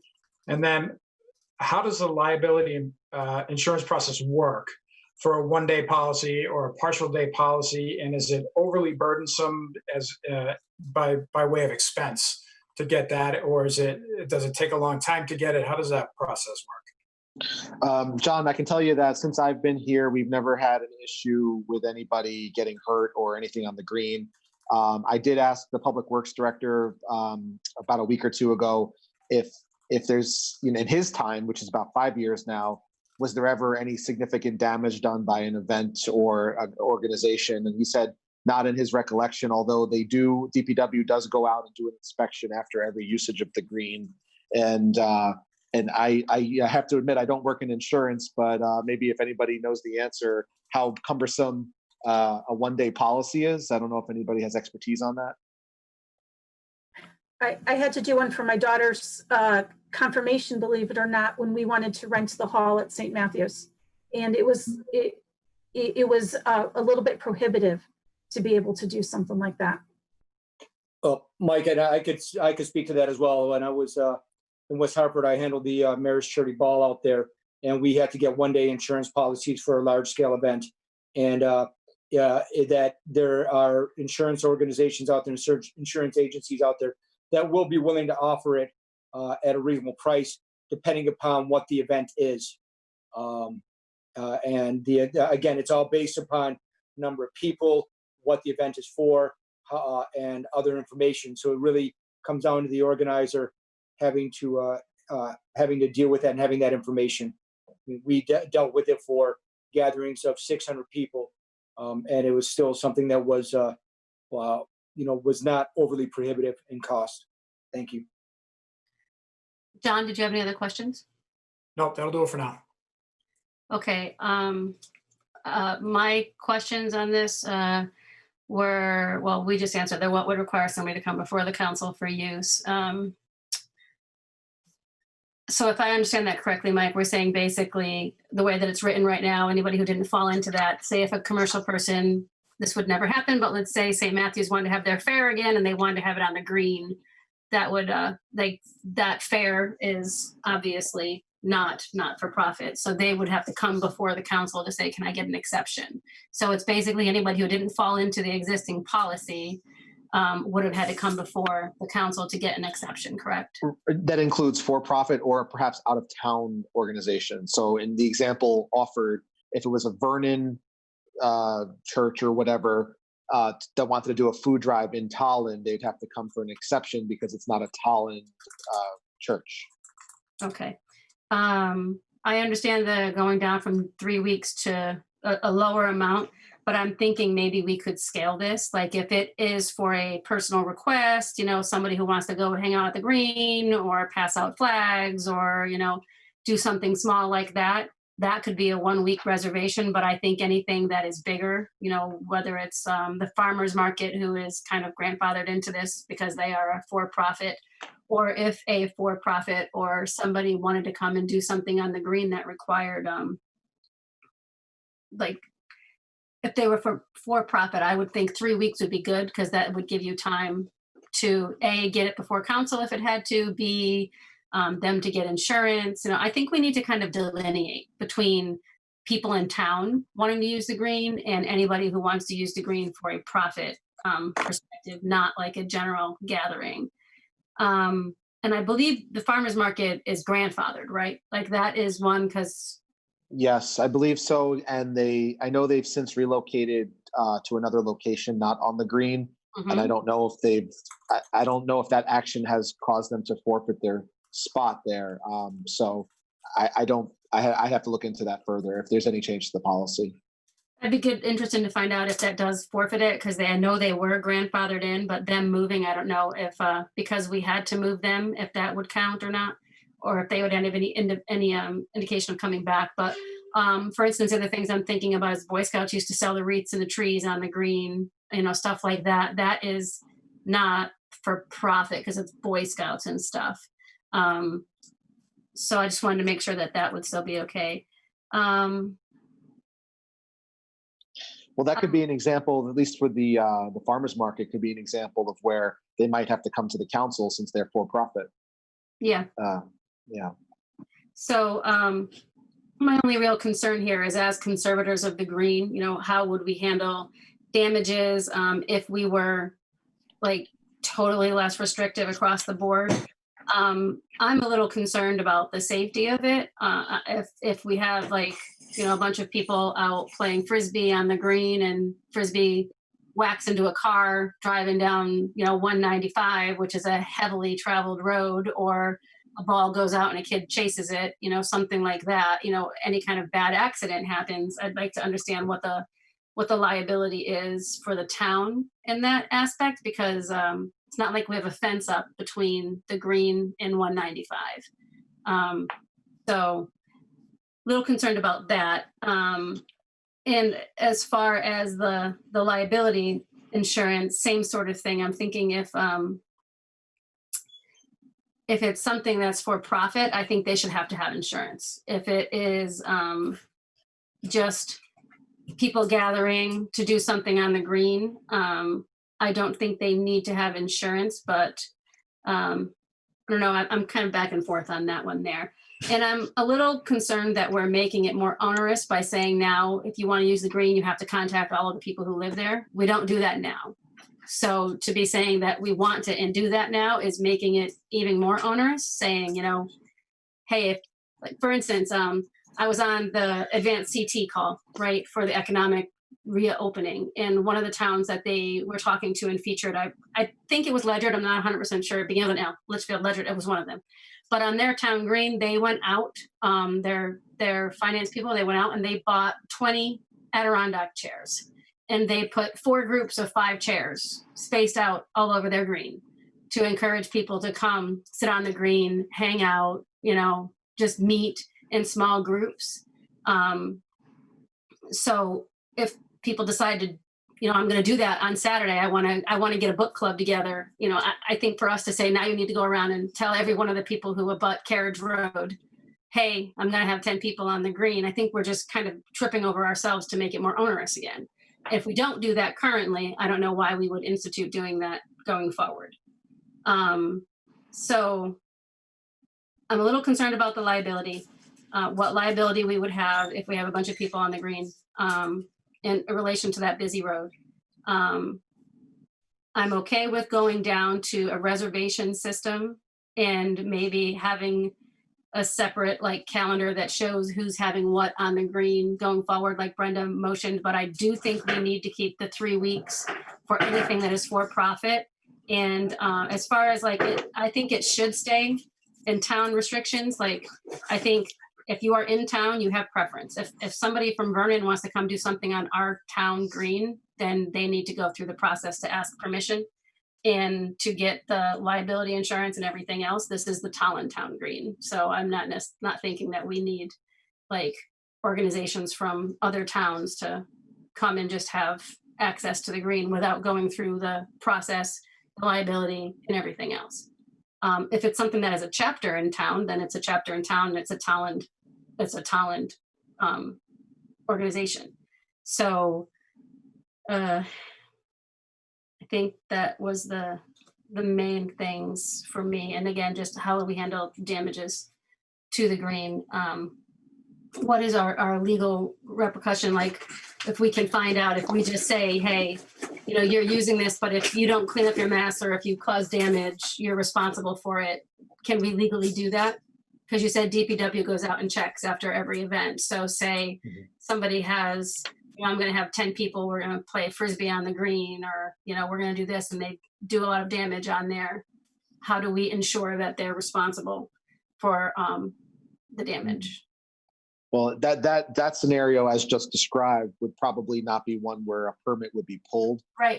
It would just be where somebody decides to do a pickup game, and you're right. They wouldn't apply 1 week or 3 weeks. They would just show up on a nice day.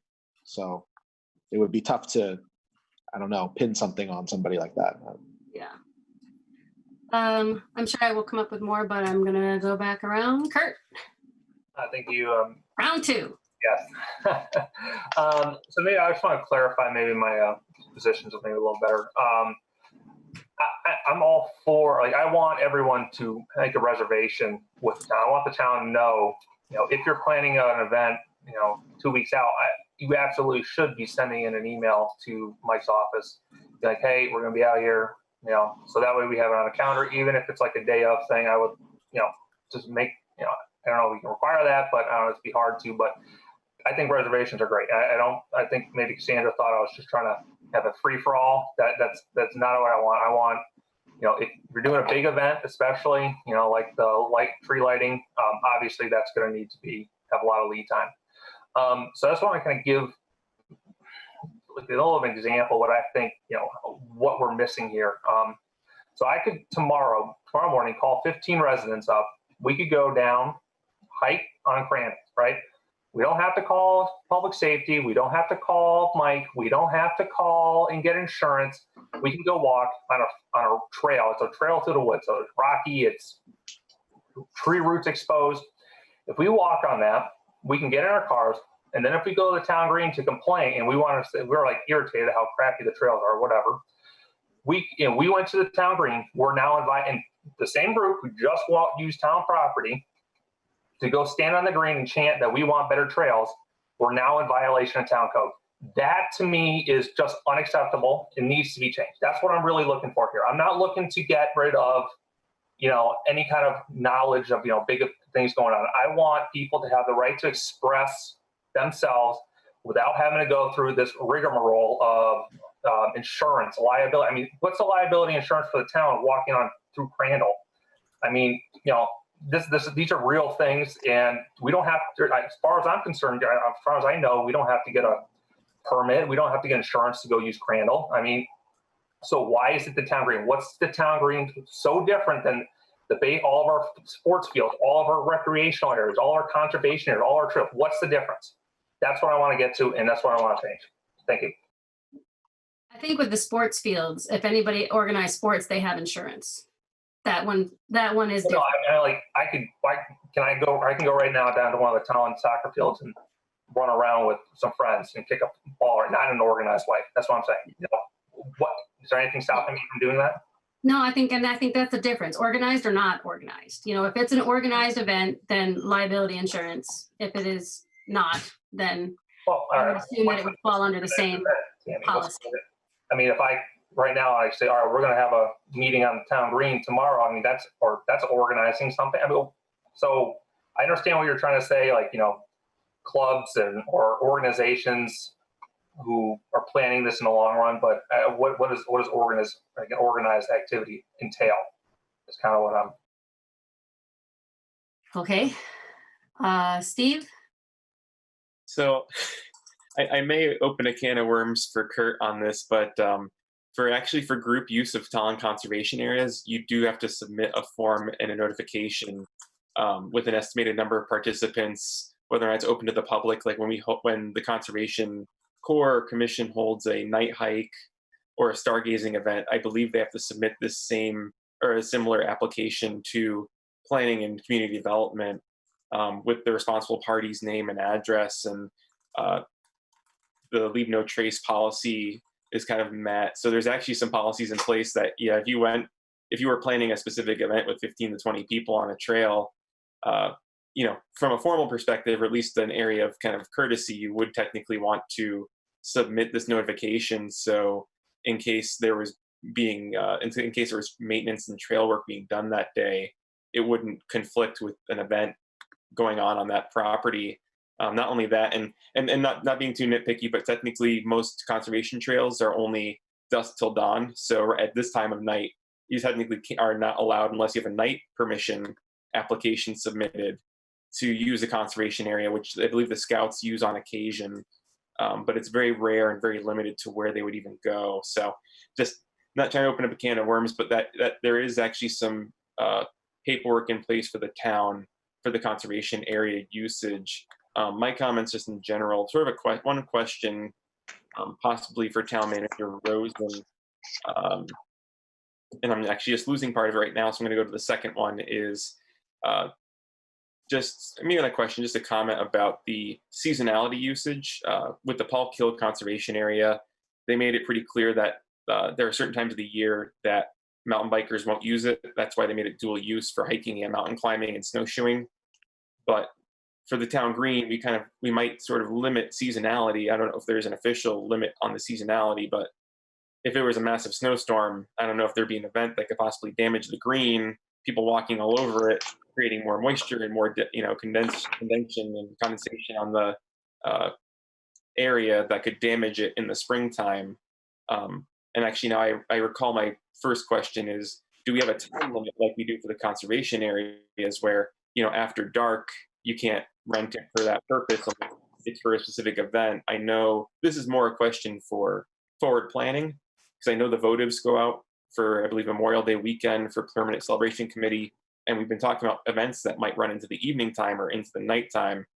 I just want to make sure that we don't have anything in place that prevents that from happening. Not the current policy. So as far as I know, there's no time limit or restriction on the timing. But bear in mind that any larger gathering, we do have to involve some level of planning and potentially public safety and trooper's office. So if it's something that's going to occur late at night, we would have to make some sort of special arrangements. And this is where somebody had mentioned earlier about if it requires some sort of overtime or whatever, that should be part of financial decision whether or not to permit it. But Yeah. I'm not seeing in the current policy, letters A through F, I don't see any restrictions on that. Yeah, and I wasn't sure if that would be something that was in the other document that we should probably review at a future meeting, just the official application or document. Well, so yeah, and for anybody who's interested, that it is easily visible on the town manager's website. It's on the left-hand side. It says Tolland Green Use Permit Procedure. So if you go to the tolland.org/town-managers-office, Tolland Green Use Permit Procedures on the left-hand side, so you can pull it up very quickly. Well, that brings up a good point. Like you said, larger gatherings, you have to have public safety there. If there's going to be people there at night, you have to have safety there. Like, it's I-95. It's not, carriage road only. It's a major road with high volume traffic on it. Okay, no, those were just my two main points, is that we do have some policies in place for the conservation areas technically, but yeah, no, I just want to make sure that whatever we do going forward, we put some forward planning in place so that for these goals to have, more community events and more social events, that there is that appropriate lead time, as well as ensuring that for seasonal events, when there's high weather risks or there's snowstorms, that whatever group or communal use of the green is done doesn't, in the springtime or at a future season, kind of degrade the quality that's maintained by our public works in our community. I wrote that one down because you're right, wet weather, heavy snow. That can cause a lot of damage. All right, Lou. Thank you, Madam Chair. Again, I would echo what Councilman Shaner has said. I am all for having this town green open to people for use as much as possible. I would like our residents to be able to use it.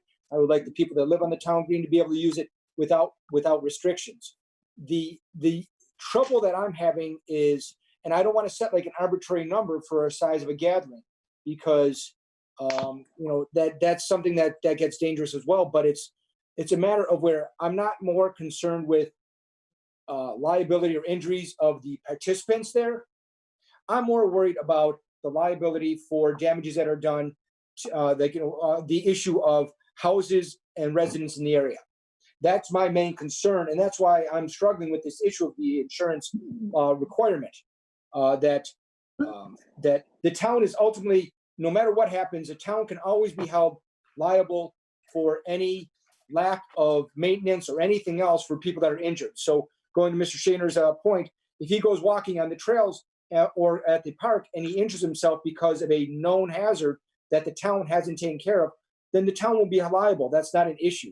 But this is a situation where that, again, has been pointed out, that we are legally the custodians of the green. We are responsible for that. And that if we allow somebody else to use it, then as a licensee, as a permittee under law, that we then assume the risk that they, for anything that may occur from them. So, that's my biggest struggle here, is that I want to have it open to people to use, but at the same time, if it's going to be an organized gathering, that is my main concern, is that the liability aspect, as far as for damages done, not necessarily to the green, but for people that may be injured on the green, as well as to any damages that may be done to the neighboring houses. I'm sorry, but I respectfully disagree with Councilwoman Falusi as far as the issue of not holding the organizers responsible for anything that may go on, for any liability. Organizers are always responsible. That is something that if you organize, whether or not you know it, you are legally responsible for that. And that I think that there needs to be something where if they choose not to get an insurance policy, that they then have to say, okay, well, look, I'm organizing this. It's my responsibility to ensure that this goes safely and without issue. But if you're going to be an organizer for an event, you also have to recognize that there may be some issues. Again, we always hope for the best, but plan for the worst. And that's been my training. That's been my outlook on things, that we always have to look at the worst case scenario. And so to say that an organizer should not be held liable or should not be required to get insurance or sign a waiver, I'm in total disagreement with that. And that's not what the law is on it. And so by doing this, by requiring the issue for either an insurance policy or a signature for a waiver, that's consistent with what the law recognizes for organizers of events. And for the person who's not willing to accept that responsibility for what might happen at their event that they're organizing, then maybe they should rethink their event. I'm sorry, I want to make this open. I want to make, allow people to protest if they choose. I want people to gather there if they choose. I want them to be able to do whatever they can. But at the same time, I'm not willing to expose the town to potential issues because of that. And that I think that my position on this, as far as requiring them to sign a waiver if they are an organizer of the event, is consistent with what the law requires. Thank you. Thank you, Lou. Cassandra? Thank you, Chairwoman Nucio. So I was looking at the document that Town Manager Rosen had described, and it's very thorough and does basically say everything we're kind of saying. It does require insurance. It does say that if the town manager does reserve the right to waive the need for this insurance, or we could ask individuals that if they choose not to have insurance, or if an individual does not have insurance, they have to sign a waiver saying that the town is not liable for any issues. Could be added to this number 8 here on this document that the town manager has. It seems like all I'm just trying to get at here is it seems like a lot of what we're already talking about is already in a document that's on our town website that is already outlined. I just looked at our town Tolland Garden Path. I'm the treasurer. We've got our insurance policy. We've got $1 million liability. So we've got, most nonprofit organization 501(c)(3)s.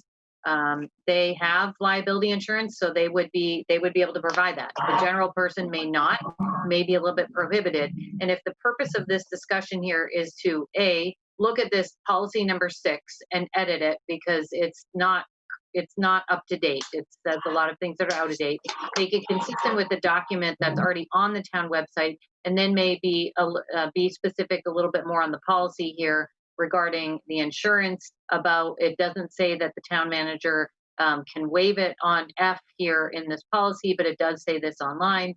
So I'm just thinking that, we brought up some good points. I understand what Lou is saying with regards to insurance, but if it's a general non-profit or not a profit-bearing organization like a protest or something, they may not pull an insurance waiver out, but pull an insurance policy out, but they may then have to sign a waiver. And I do agree with Kurt, there should be permission here, or just at least notification that needs to happen a week before the event so that everybody is aware that is occurring. And then with regards to, like, Tammy, you had made comments about Frisbee, thankfully our green isn't wide enough really for anyone to like smartly play Frisbee on the green, hopefully.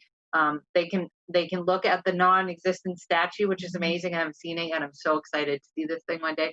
But I don't think there's going to be people playing sports on the green, but it is an open space, right? So anyone can go on this. But what we're talking about here is a policy for use of the greens by organization, the green by organizations. So I think we need to sit with this policy a little bit and make some edits. And it may not, we've made up some great points. I know Michael has made some great notes here. So maybe we can work with all this and come back to this at a subsequent meeting with what our changes are in red and review it and make sure that the thing online and this policy number 6 are consistent.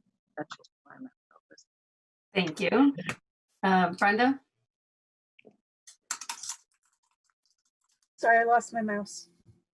So I would like to find out from our lawyer about what kind of liability is covered on the town green. It is open space, or what is this way it's designated?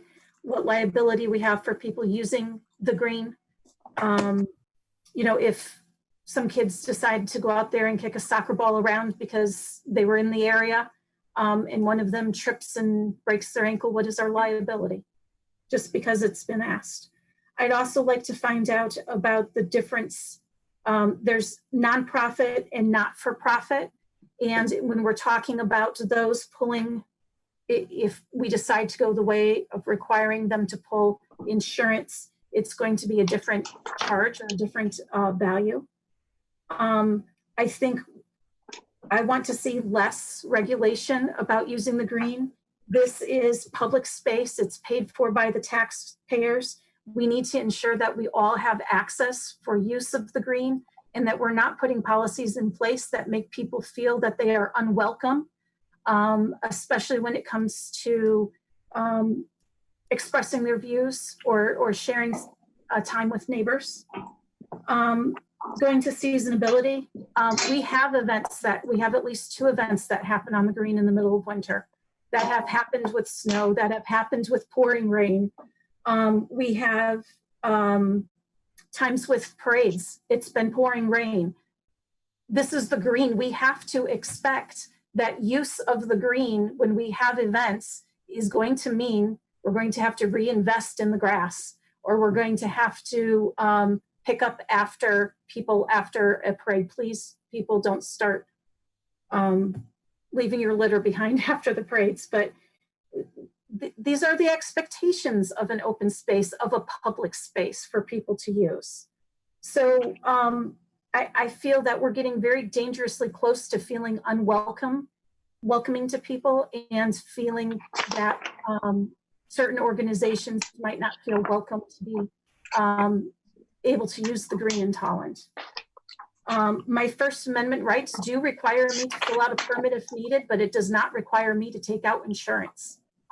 So I strongly disagree with requiring anybody who's going to do a protest or a demonstration for taking out an insurance policy.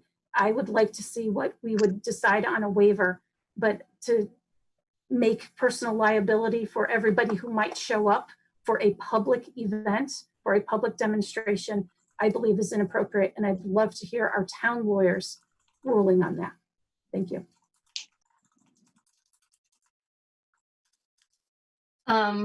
Thank you.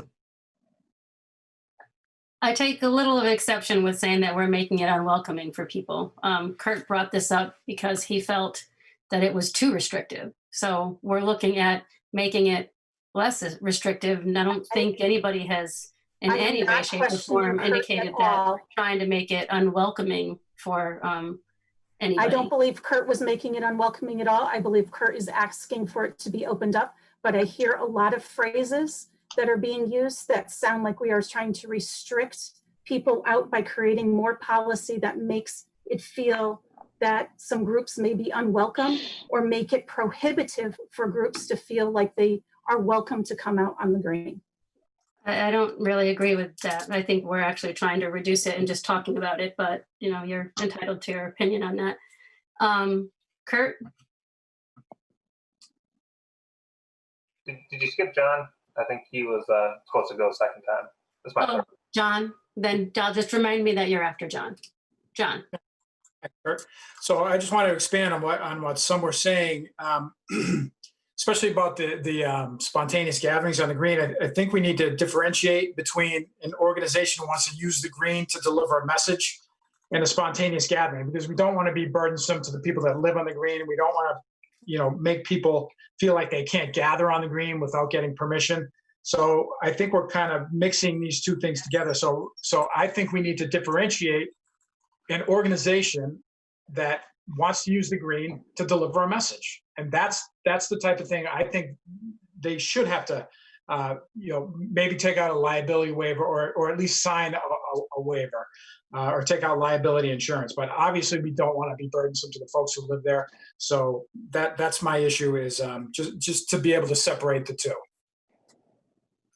Thank you. I understand what you're saying. I think that's kind of what I was trying to get at, between, you know, whether this is something that's like an event or people just gathering. I think you just worded it a little bit maybe better, but Kurt? Thank you. Just going to keep clarifying what I keep saying. Refine. I think there's absolutely that we have the right and responsibility, you know, to, like, we close parks between sunset, sunrise. You know, I think, you know, if you want to be after there, I think you should have to make a reservation. As far as any kind of public safety, I'm curious. I think I'd like to hear from, you know, the trooper's office, or maybe from the fire department, on how that's handled and what indicates that we need to have public safety at an event. You know, I don't, when the farmer's market used to be there, I don't remember police. All right. So, you know, what dictates, is there a number threshold that we have in place? Is there a time threshold? I don't know. So that's something I think I need to understand for the next meeting. What requires, you know, if is there a policy, or is it just kind of like, well, there'll be probably a bunch of people there. We probably should have somebody out there. And just because, you know, it's a public area, I mean, we're not, it's not, I mean, you're going to bring a big group of people there. I don't think that voids you of responsibility for, you know, public safety. You know, if your gathering is large enough or provides to, you know, not only your group, but others, you know, motorists, homeowners. I mean, I think we need some more clarification on what size groups, and you know, so as far as that's concerned, I think just you'll learn a little more about what requires public safety now, how that's paid for. So is every event that happens on Town Green, is that paid for by the town of Tolland directly out of, you know, for overtime specifically, or what have you, or do organizations have a responsibility for that? So just a little more information for next time. Thanks. Mike, did you get that? I did. And just to note that in the current version of the policy, letter C does say that the parties authorized to use the green shall arrange for police service for control of traffic and pedestrian safety. I guess we haven't had a gathering in the last year or so that I can think of that. I guess it's always better to let the troopers know that there may be a traffic issue and let them decide internally. But I hear what you're saying, and we can certainly ask them and the fire department what they think, if there's a size or. Clarify on that. I think you said C, section C there. Is that what it was? Yep. Yeah. So does that puts the onus on the organization? That's right. Is that right? Okay. Yes. Okay. Thank you. Although we've also done it before. It's informal. We've told them to. You know, on the behest of the organization, like, oh, you know, you guys know the troopers, can you ask them for us, or is it because you as a, you know, or you in the town manager's office felt that we really should have something there? That's, you know. Yeah, we haven't had too many examples in the last year, especially with COVID-19 and all. But I think we should probably get some clarification. I agree. Okay, so you have that then. Yep. All right, Lou. Thank you, Madam Chair. Again, I mean, my only question to people is, you know, for when we're talking about the organizers of the event and the issue of again, liability, which I hate harping on it, but what would you tell a homeowner whose property got damaged by somebody that was there at an event? Or what would you tell a operator of a motor vehicle who was involved in a motor vehicle accident because of the actions of trying to avoid somebody at that event? That's my main concern, and that's why I keep saying that there needs to be some issue regarding or some resolution regarding the issue of liability by the event organizers. That's the bottom line. That's what I'm asking everybody to think about, is what would you tell them? Did they assume the risk by moving there at that property on that town green? Did they assume that risk by driving through the town green? That's my only comments on that, and that's my only question. Thank you, Madam Chair.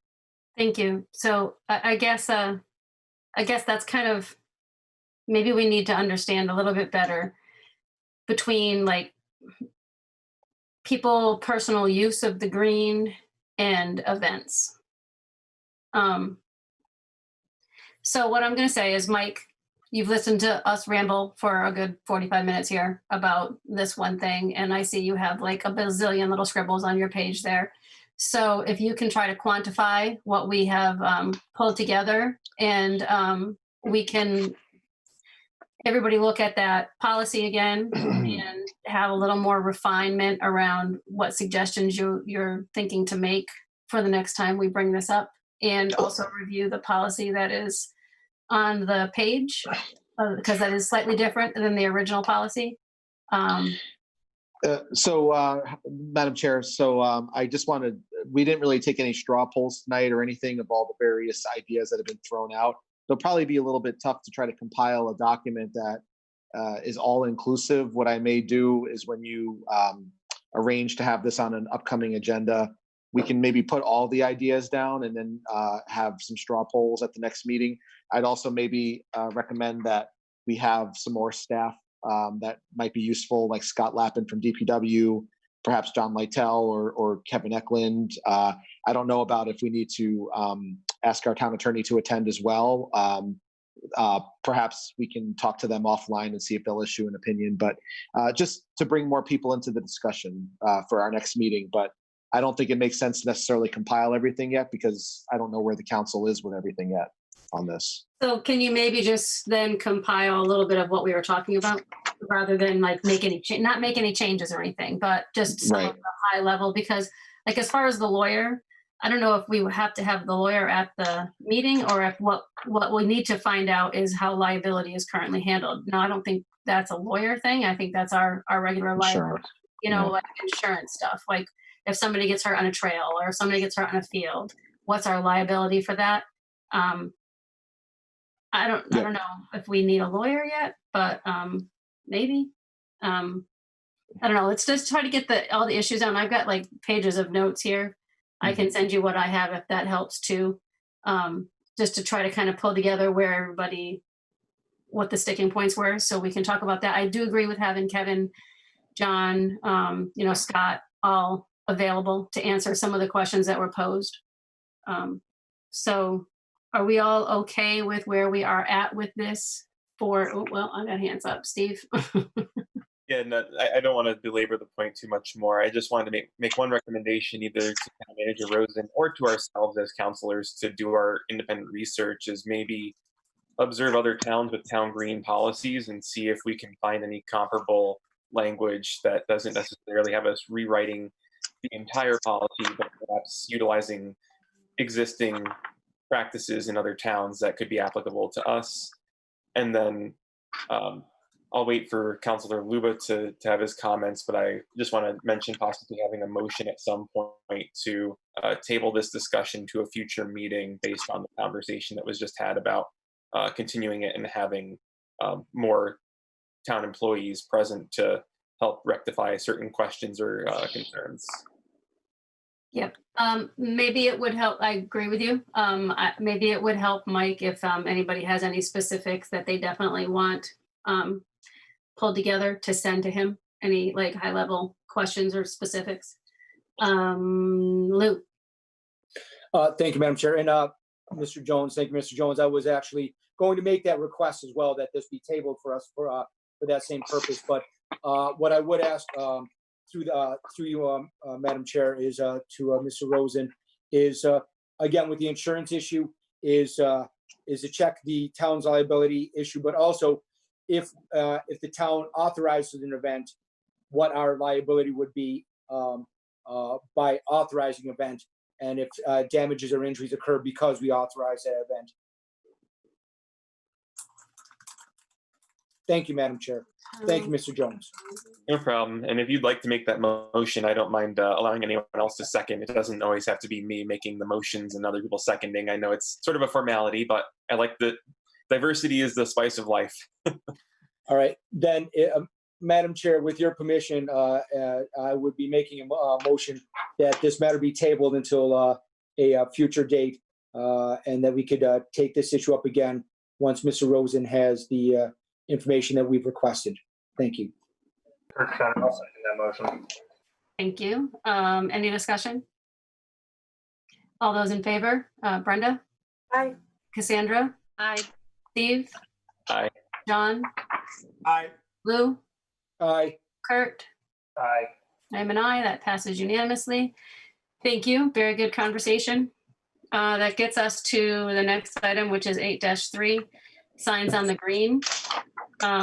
This was kind of a second parlay, I guess, on this same sort of topic. So discussion to review 8176-15 of the town code, Tolland Green and Fire Training Center sign policy. Yes, and this policy has been updated and amended more frequently than the previous policy we discussed. The most recent iteration is from 2010, so a little bit newer than 1984. But this one gets utilized a lot more frequently than the actual green itself to post signs for events. Happens quite frequently and routinely in our office. We generally have up to 5 signs in the green area at a given time, and they're allowed to be up for 2 weeks. And all of the rules are outlined in this 176-15. I'm not sure if there's requests to revise or if this sort of just piggybacks off of the last conversation. But I mean, from what I can tell, the sign policy seems to work, but perhaps the council would like to discuss that. Hey, Kurt, did you have anything? Was this like kind of wrapped up in? This wasn't my idea, so it's similar, but that wasn't me. So I'll let someone else start. So this one kind of, I think, goes back to a conversation, Mike, that you and I have had in the past. And Cassandra, you were part of one of those conversations also. With the current language on the sign usage of the green is kind of the same as the Tolland green stuff, where it's, you know, it's a place for town and not-for-profit organizations, the town of Tolland to announce events and stuff like that. But I would kind of like to see this one loosen up a little bit. I don't think we ever want commercial signs on the green. Like, I love the Country Butcher, but I don't want them putting a sale sign on the town green. But I would like to possibly see something here for, you know, events that are held in town, like the Pride in the Park event, or other things like that. They are not a not-for-profit organization and they are not a town government organization, but it is an event that is happening in town kind of thing. So being able to put a sign up there for that, I just would like to see the signs be a little more than just the government stuff. But I'm not quite sure how to go about doing that, and recognizing that it's on the town green, which again gets us back to the last policy, the meeting place, you know, all of the other stuff there, you know, more of a public forum kind of a thing. I'd like to see us kind of find a way to be able to have other signs and recognition on the green. Not sure what that looks like yet. That's why the conversation is going to happen. We can discuss it and look at it. Make sure we're going over all of the points, but I do think there's some stuff in here that we might be able to kind of look at and review and loosen up so we can have recognition of different events and such, if we so choose, on the green. So that's kind of where my head was on the sign usage, and I just thought it rolled in nicely with Kurt's review of the town green thing. So looking at less restriction across the board. Kurt, you happy about that? I'm going to go ahead and start with Steve. All right, Steve Jones. So I'm giving it a second reading, you know, probably a third read. Overall, I find the policy fine, but I think if we are going towards wanting to kind of loop that into the last discussion we had, it seems like Section A, subsection 4, might be the key area for revision in terms of expanding the usage to certain residents or certain other organizations with the proper permitting or application process that we have going in place for events on the green, whether or not it needs to be its own subsection or expounding upon subsection 4. But otherwise, reading through it, I find that it's fairly fair and it makes an effort to allow for expression without damaging the green substantially. Okay, so you're just thinking maybe expand an A4 to change it a little bit? Yeah, I think in general, the policy seems to have some pretty good protections in place for the town, as well as ensuring identification of signs so they aren't left and no one knows who they belong to. And it's sort of almost comparable to the cemetery policy, where they have issues of not knowing where something belonged to somebody and how long do they hold on to it or they throw it out. Having signage that, even with just a basic sticker or some sort of placement that states who it is and who to contact, make sure that there's not an additional burden on the public works department in the event they need to remove any signage, that they don't spend unnecessary time trying to find the owner of that signage. Yeah, I agree. Like making sure we have who has it and they can come get it, or we're just going to throw it away. Like the rest of the policies on here. I don't think any of these policies are super duper restrictive. I would just like to see it opened up a little bit more than just not for profit and town related. Although the town related stuff is important. So yeah. Brenda. Yes, Brenda Flusig. A couple things. I think most of this is just housekeeping. In some places we say not for profit, and in other places we say nonprofit. Mm-hmm. And each of those have a different meaning. So I'd like to make sure that we are non-restrictive in our language when we use those terms, so that a nonprofit in section A1 is not listed, but later on a not-for-profit is, you know what I mean? Yeah. So to get those consistent, I do believe that the fire station does not do civic signs much anymore because they changed their driveway recently. I believe the only sign that they use is the one up front for their own events. So I think that's something that we need to look at, because we don't want someone to come and say, hey, I want something over at the fire station, and we agree to it and then find out that what I think is happening is that they're not allowed to do signage there anymore. Mm-hmm. I think maybe the language could be events that are held within Tolland would cover having event signs for things that like happen in the park. Because I think if we, call it an event, then that's pretty inclusive of anything that is open to the public that people might want to see. And then the last thing is to change wherever it and I didn't recognize if it did it in our last policy we just looked at, but where it says town manager, his or her designee, if we can change that language to their designee, because the state of Connecticut recognizes non-binary. So we want to ensure that if we ever have a non-binary manager, that language is inclusive. And anywhere else that it says his, her, if we can change it to their, that would be most appreciated. And that's it. Lou? Okay, I want this noted that I agree with Ms. Faluzzi on essentially everything that she said. So I want that duly noted in the record. Lou, agreed with Brenda. That my proposal would be consistent with what was suggested, is language for section 1 is to provide a place for announcements for any town, civic or nonprofit / not-for-profit organizations, or other non-commercial events of interest in the town of Tolland. And I think that pretty much covers almost everything, where if it's an event of interest in the town of Tolland, it's, that way it sort of allows that flexibility, but it specifically says not for commercial use. And then under I'm sorry, 4, Lou, can I have you just, I see Mike is scribbling down. I just want to make sure that we have that. I will go. I liked how you just worded that. So. Okay. So again, it's provide a place for announcements for any town, civic or not a nonprofit / not-for-profit organizations, or other non-commercial events of interest in the town of Tolland. And I think that will sufficiently cover us again. It specifically bars any commercial advertisements, but it allows pretty much anything else.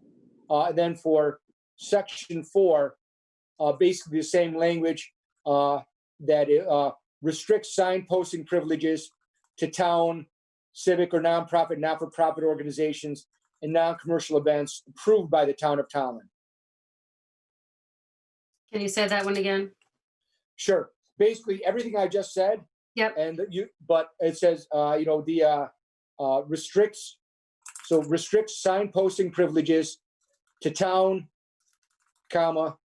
civic or nonprofit / not-for-profit organizations, comma, and non-commercial events approved by the town.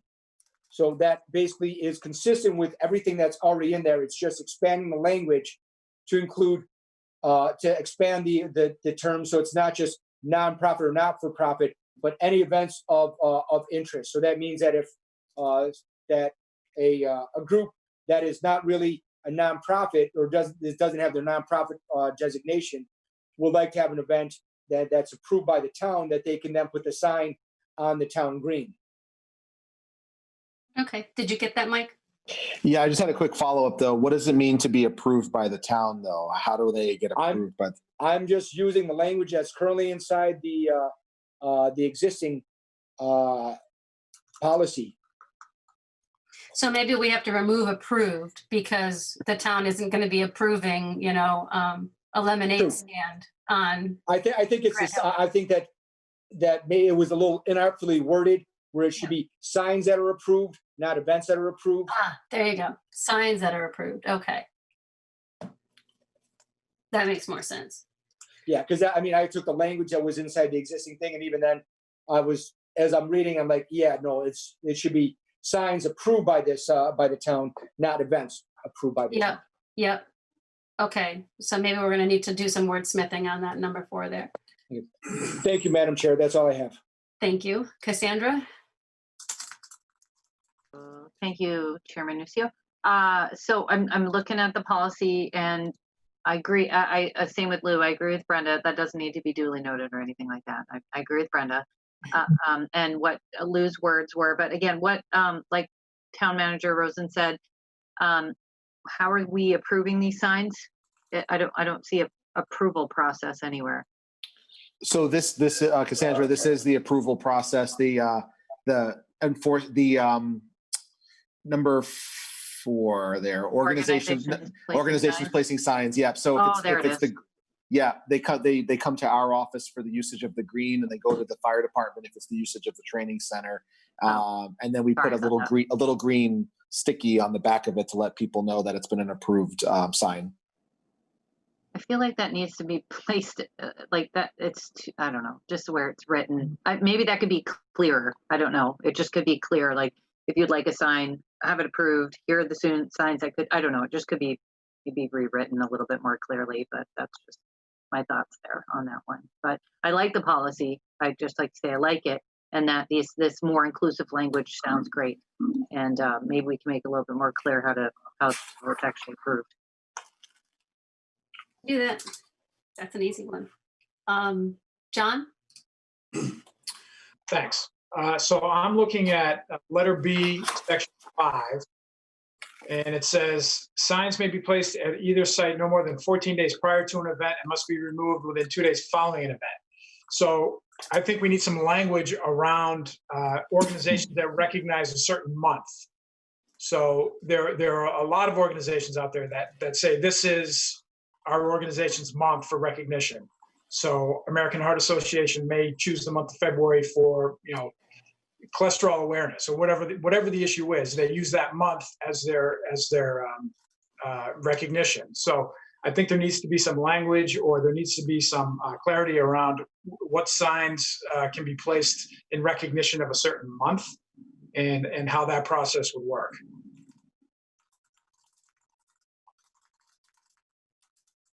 Okay. I'm not sure. So we'd have to work on some language around that then. If it's not for an event, but if it's for a recognition, how will we build that in? Did you have anything else, John? No, that's it. Thank you. Kurt? Thank you, Chairperson Nucio. I called everything tonight. No, I've done enough talking today, so I really do like what Lou has proposed as part of the regulation. So I'm in favor of that wording and going forward with that. Thank you. Okay. So Lou made some suggestions there, and this one, I think, for some reason, there's a lot more words on it, but I don't think there's as much that we want to change as we did with the town thing. So I think we do need to kind of get again on this, Mike. We need to get some feedback from John on what happens down at the training center. what their sign policy is, and then look at kind of putting in some of the language there that Lou proposed, and we can kind of review that. And then look through to see if there's anything else in here.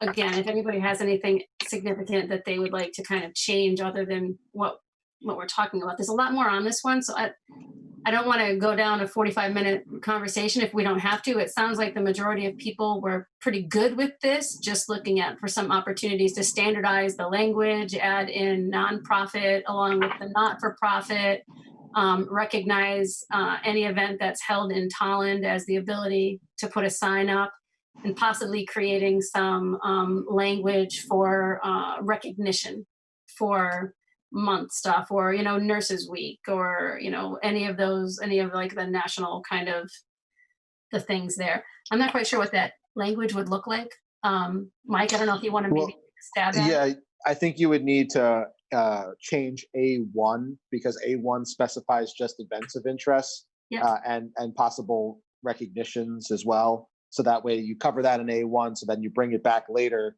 in B5, where you talk about the length, how long things can be up for. So you have that provision where if it's a recognition, it could be up for longer for the duration of the month or something like that.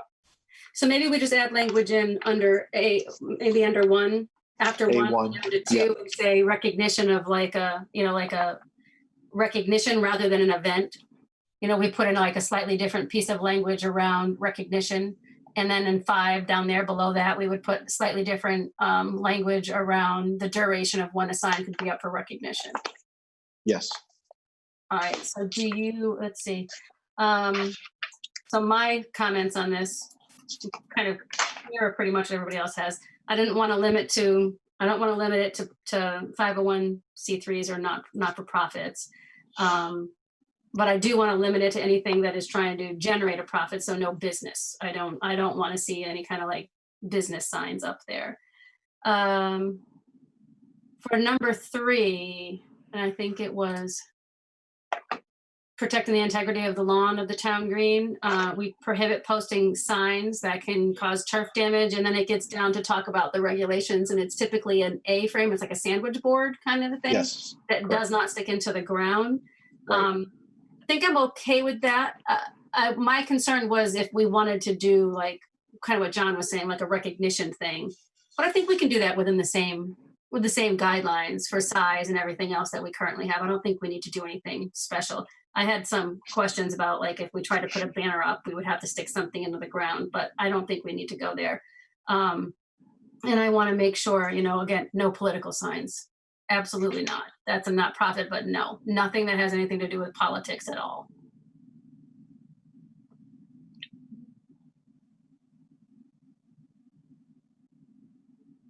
And I think that's all that I had.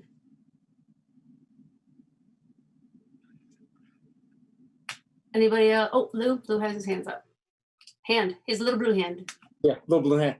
Thank you, Madam Chair. Yeah, no, I would, I was just about to put it down because you addressed the issue that I was about to bring up as far as just changing language to include events or organizational recognition, such as, you know, like we've had, like as Mr. Reagan mentioned, you know, Heart Week, Pride Week, Law Enforcement Week, Nurses Week, those kind of things, where these organizations can make the request for something.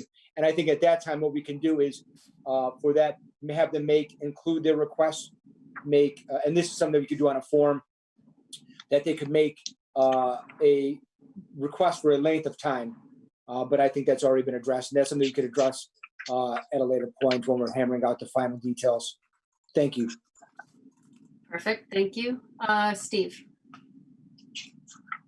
Yeah, I may have missed it, but just going in line with that, for A subsection 1 would be something around the lines of provide a place for the town and not-for-profit / nonprofit organizations in the town of Tolland to announce and recognize events of interest to the town residents. That might be potentially appropriate language that would allow for both events and recognition of events, such as, you know, certain celebration months or weeks as deemed appropriate. Perfect. So if nobody else has anything else, I vote we do the same thing we just did on the last one, and we just, go ahead, Steve, do your thing.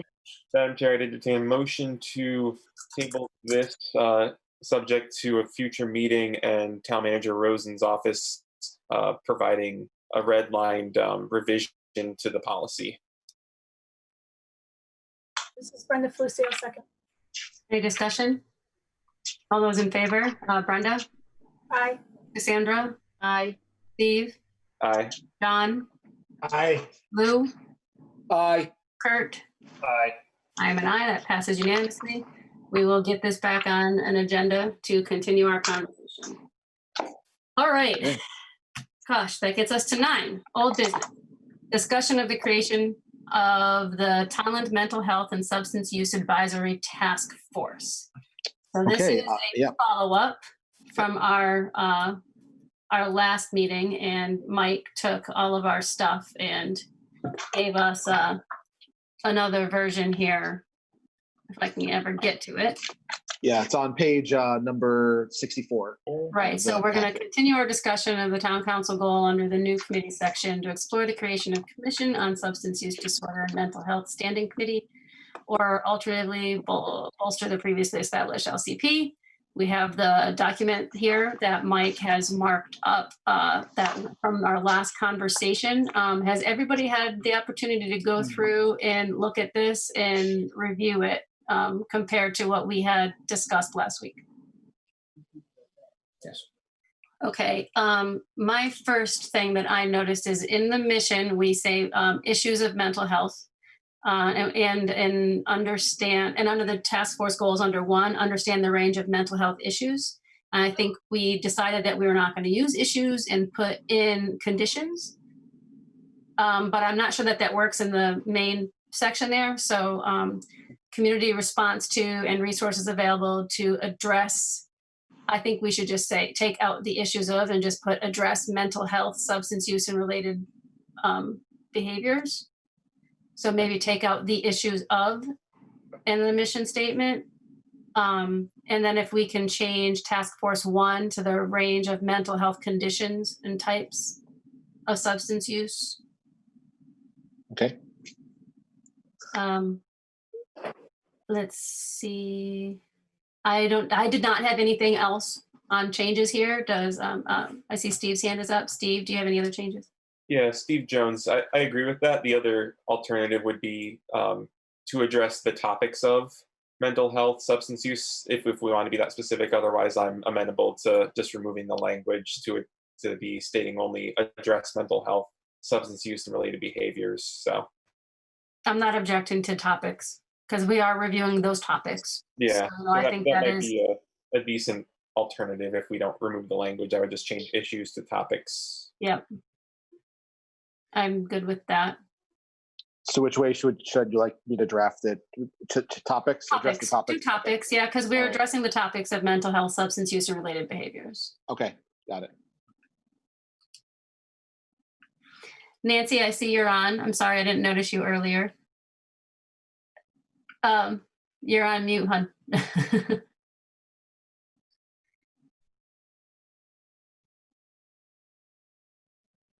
There. Hi, you didn't need me earlier, so that's fine.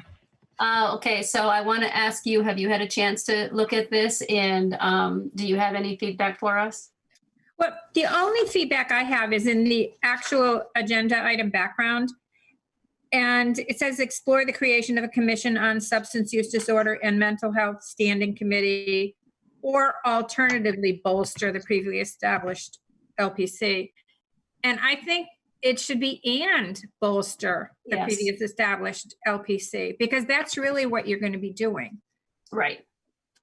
Right, that was the name of the goal. I understand where it came from, but I think that shows a commitment to, to help the local prevention council in it to address mental health and substance use topics. I agree. I thank you for that feedback. I think that was from our original goals, but I think that's where we've kind of like migrated is to not a commission, but a task force, and looking for a way to bolster, learn, understand, and bolster.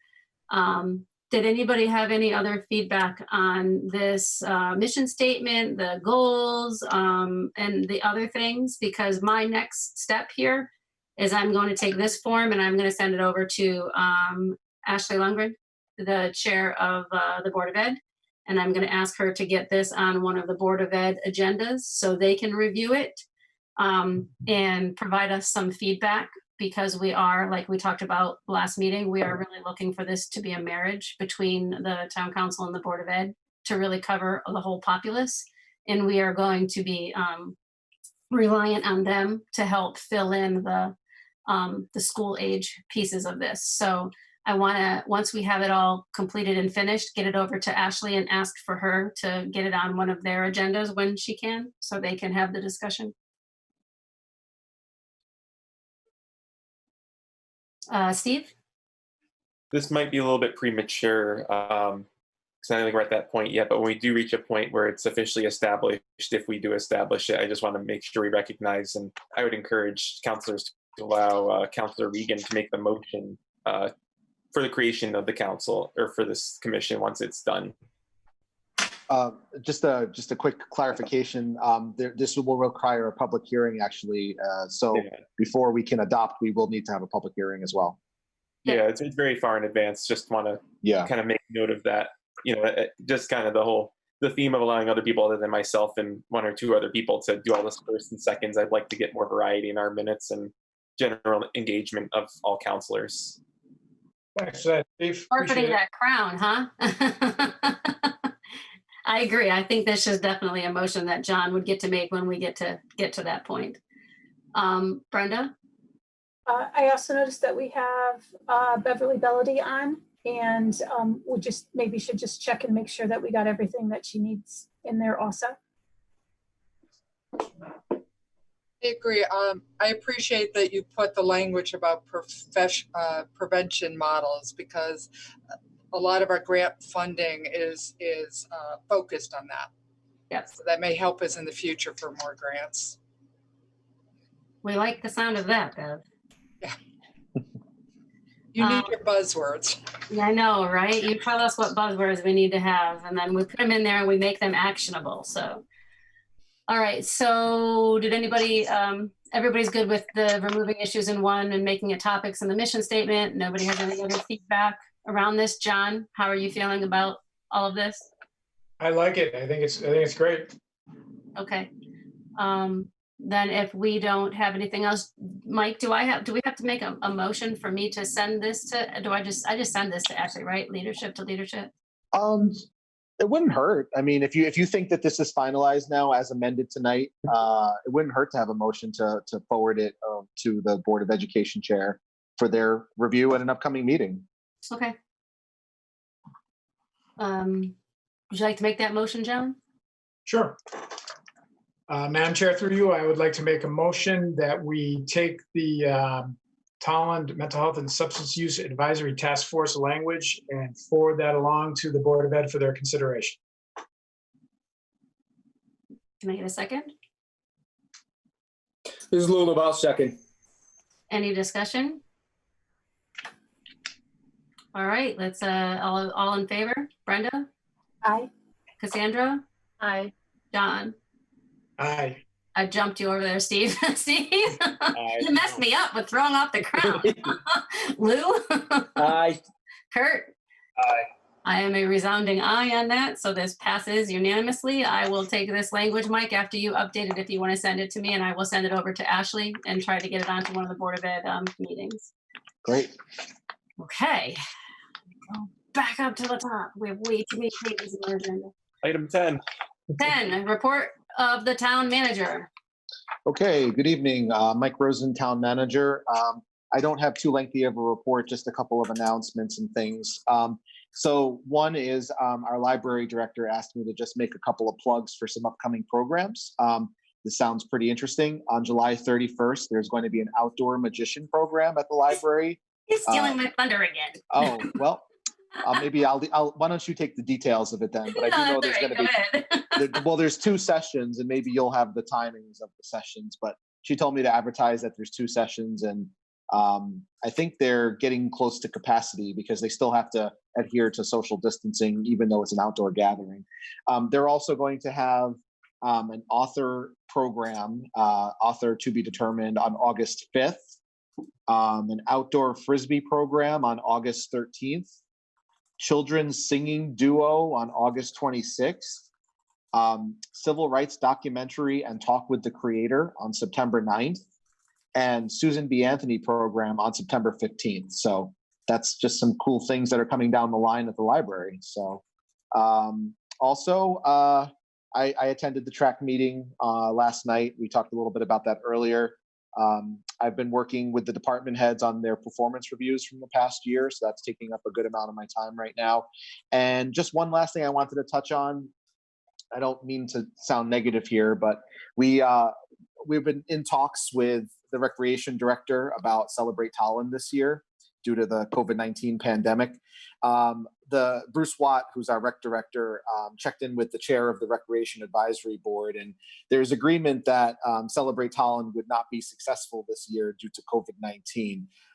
The rec board is going to probably speak about this on their August 10th meeting a little bit further, but I'm hearing that they're leaning towards canceling the event in person this year.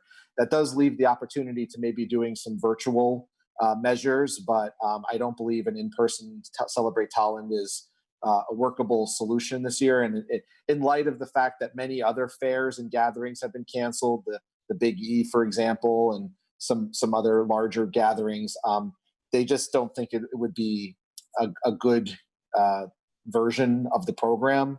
And it might be better to sort of cancel it this year, see where we're at next year. Obviously not a good news on that, but it's just something that we want to at least let people know now. So, because it's not too far off in September at this point. So, I'm not sure how the council feels about that, but it will probably be discussed further at the Recreation Board on the August 10th meeting.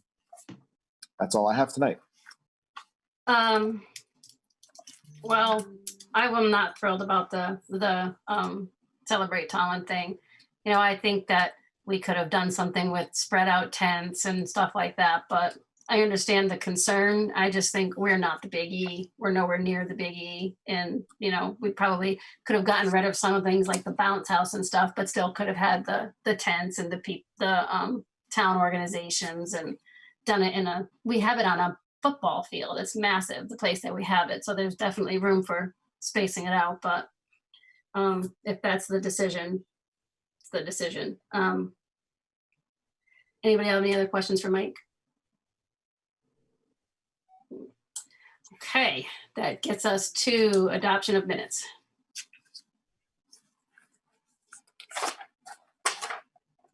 Steve? I was actually just going to say regarding the Celebrate Tolland, I was just going to comment on the side that I do hope whatever happens, whether it's virtual or whatever works out, that a lot of the vendors that are there are physical entities or they sell through organizations such as Tolland Red and White. So I would encourage residents to still take an opportunity when it's safe to do so to patronize some of those businesses and try to celebrate Tolland in other ways. Well, I guess all year round, but especially maybe leading up to that weekend, maybe there's an opportunity there. But obviously it's up to the rec board. But going to item 11, Chairman Nuccio, through you, I entertain a motion to adopt the minutes as outlined as 11.1 and 11.2. This is Brenda Flusser, a second. Any discussion? Yes, Madam Chair. Yes. I'm sorry, but it was brought to my attention by one of our residents that with regard to for going into the executive session, that the FOIA requirements would be that mean that we would have to be a little bit more clear as far as a personnel matter, and that I think that we can put on the if I make a request that the minutes be amended to discuss a personal matter regarding the town manager. I think that's requirement for FOIA restrictions. Okay, so I think we have a motion then to amend the July 14th, 2020 remote special meeting minutes to say that we went into an executive session for discussion of the town manager's Performance review. Performance review. Yeah. That was getting Yeah. stuck on that word there. Yeah. So we have that motion, I'm assuming, Lou? Yes, please, Madam Chair. So Chairman Nuccio, I'd withdraw my motion since it covered both items and allow for Councilor Luba's motion to go forward. Thank you. So we only have a motion. Do we have a second? Brenda Felicity, I'll second. Okay, any discussion? All those in favor of the July 14th, 2020 remote executive session, say aye, please. Brenda? Aye. Cassandra? Aye. Steve? Aye. John? Aye. Lou? Aye. Kurt? Aye. I'm an aye, so that one passes. And then Steve, you want to do the last one? So Chairman Nuccio, through you, I can entertain a motion to adopt the minutes as laid out on 11.2. Okay. Lou LaBelle, second. All right. Any discussion? All those in favor? Brenda? Aye. Cassandra? Aye. Eve? Aye. John? Aye. Lou? Aye. Kurt? Aye. I am an aye, so that passes unanimously. 12, correspondence to council. Hello, this is Brenda Felicity. We received one email about the Tolland Green policy and asking for the policy that we consider to be more open. We received an email from a parent of a special needs young adult with further information about the laws surrounding the absentee ballot and about our absentee ballot discussion. We received 2 emails from a resident who was opposed to our recent decision on our flag policy. And we received an email from a parent concerned with remarks made at a Board of Ed meeting, feeling that they were gender and racially biased. I also wanted to bring up, I don't know if you guys noticed, but Mr. Rosen, it seems like there's a lot of spam getting through the filter when it comes to, maybe making exchange of rice for gold or attending various events or online, I don't know, they don't Brenda, seem I like the rice for gold one. The rice for I know, gold. I like the gold. I've got a lot of rice. We don't have the proper climate though for what they're looking for rice. But anyway, and I also know that server space is at a premium and we're supposed to be, keeping our inbox clean. I don't know if there's anything to do to get rid of some of those or block them from coming in. It seems like they are already marked as spam when we receive them. So, I would, I'll check into it. I'll take a look. I mean, I get them too, so I do see the ones you're talking about. it just seems that there's much more of an influx now than there had been previously. So I think a lot of them, they're tricky. They have they able to bypass some of the spam filters because they're not saying anything bad or linking to anything bad. But so they're getting past the spam filter, but what they're advertising is nonsense. So right. But right in the subject line, sometimes it comes through to us that says it's possible spam. I don't know. So anyway, Those were the correspondence that we received. So thank you. Okay. Then that gets us to chairman's report, chairperson's report. Okay. So I know we had an email again regarding the absentee ballots, and I just wanted to say that last week and then today, the Senate and the House both passed the bill extending the definition of sickness for the November election to include COVID. So that is heading to the governor's desk, and there is absolutely positively not a single reason to think that he would not sign it. It's still unclear whether or not they are going to do the same thing they did in August and send out a ballot automatically, or if they're going to have people do like they normally would and request those applications. That has not been decided because it is not decided by the legislature. So you may have to request it, but the availability will be there if you want to vote via ballot and not in person. Mike stole my thunder on the outdoor magic show on the 31st. I only have one time though. I have 11 a.m. to 12 p.m. There's a second session. There's an afternoon session as well. I don't have that. Let me take a quick peek at the calendar and see if I can tell you. Yeah, take a look for that, because I only had the one, the 11 to 12. And I wanted to say, I had reached out to Mike a little while ago about seeing if the library could be utilized to do some programming. They usually have some really good programming opportunities, but looking for opportunities for them to run some programs that were more social justice related, inclusivity, diversity, civil rights related. So I'm very happy to see that they've gone ahead with Alice's Ordinary People, which is going to be on September 9th, which has a civil rights background in it. It's a very interesting organization. And I know that they're looking at a couple other ones also. So for people who would like to attend things like that, please keep an eye on the library's list of things that they're putting out there.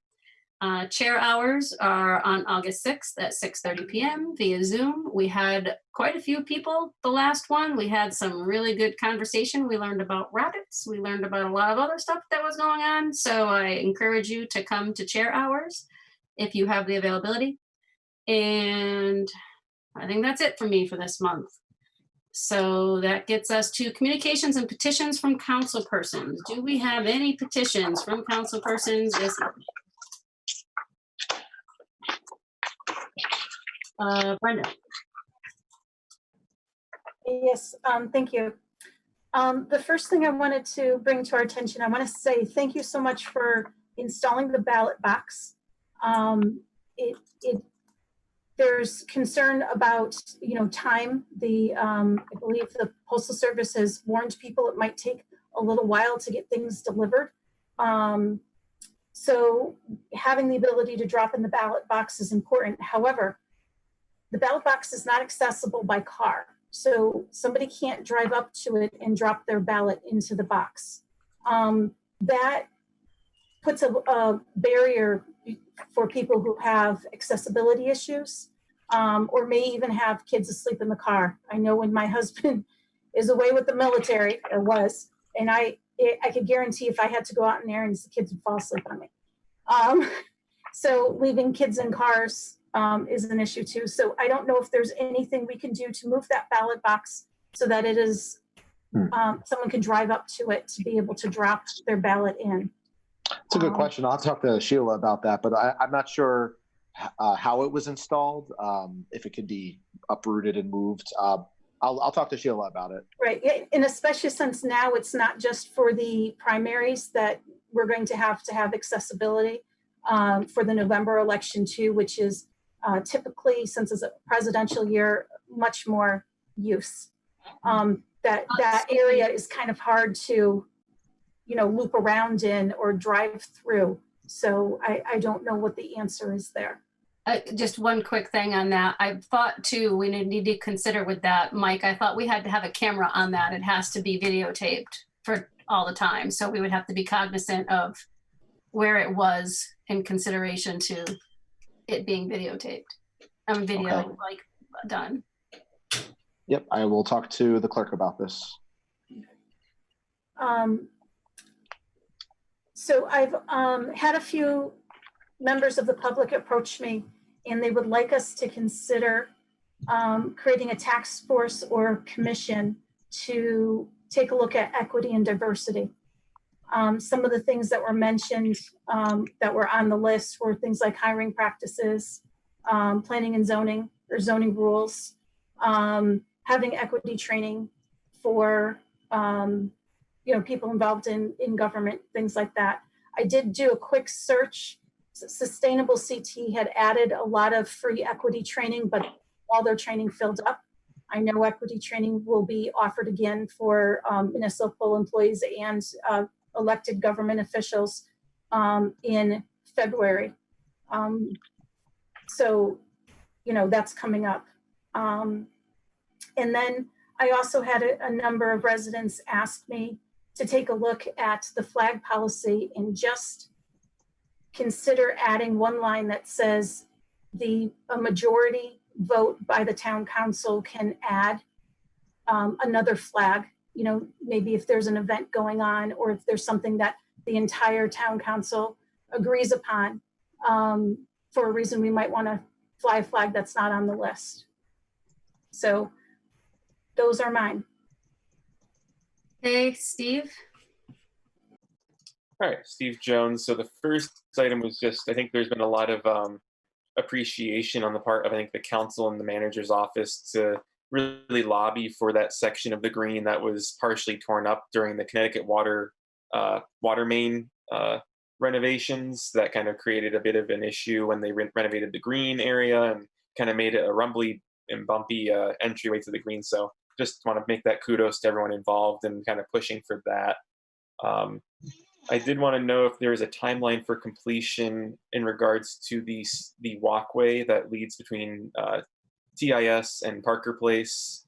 I know that the sign's up and it looks like it's mostly done. I was just curious, I think there's maybe a couple more installations of benches, but just curious what the timeline is for that. And also there's a section that's relatively well paved, but definitely you can tell where the eras of work were done and whether or not there might be some continuation of that to make it more smooth and seamless for the seniors that are walking from there, that their accessibility is smooth.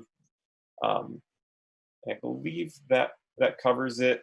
Just wanted to also include the kudos to the ballot box. I was curious about the status of how often it's kind of checked and regulated. I know it's under the security camera. I believe that Chairman Muccio is correct. I think most towns have to have it in a certain area, but that would be good to just clarify for placement in terms of accessibility for drive-by or persons with disabilities. And then I think one other point of note that Town Manager Rosen, I think, may have brought up, I may have missed it, is that I believe this Thursday, the library is in their next phase of reopening and allowing individuals by appointment to actually go inside the library to look at new items at a 30-minute block, but otherwise encouraging residents, if they can, to use the online system and schedule pickups. Thank you. Lou?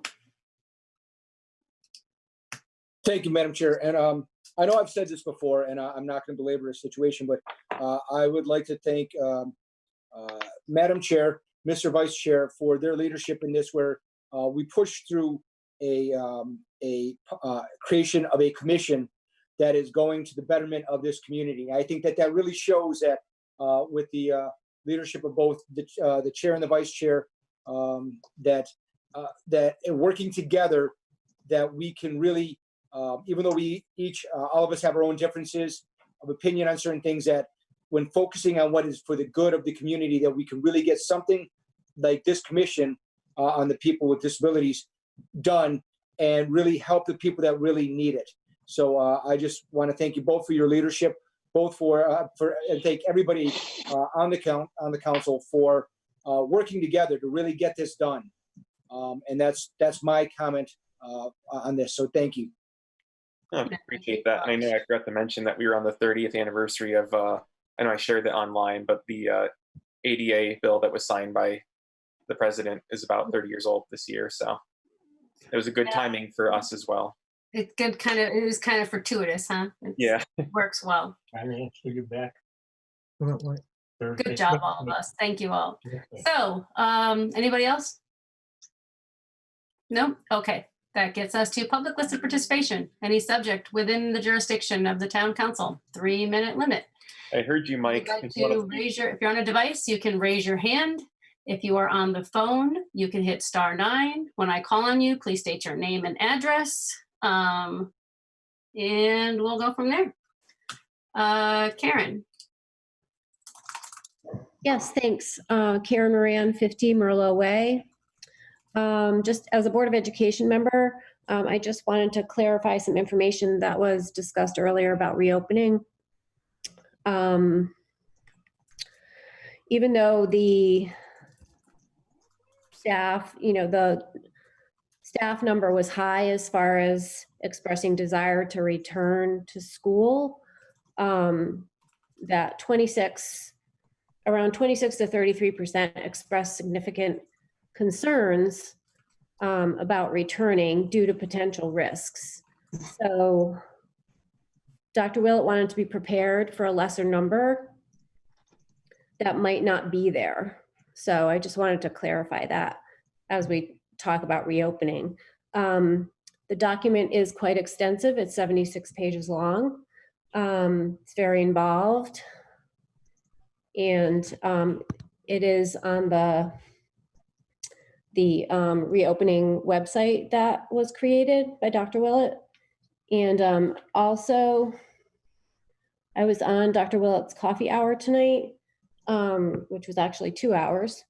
But I just wanted to emphasize that info is changing rapidly, coming from the governor, and districts really want it in writing so they can plan.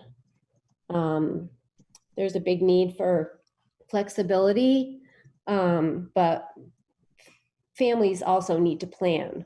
And he also talked about the difference between remote and online learning, which, there's a difference. And there was a lot of parents that were very appreciative of Dr. Willett's transparency, his willingness to be out there to answer questions for them, and, the different ways he's getting information out to families. So if anybody wants more information, it's certainly on that website, and Dr. Willett's certainly available for questions from anybody. So I just wanted to clarify some of that information. Thank you, Karen. Thanks. Kate? Hi there, Kate Fallow, 80 Tolland Green. Thanks for the opportunity to make some comments. As you might imagine, I have a particular interest in the conversation around the green based on my address.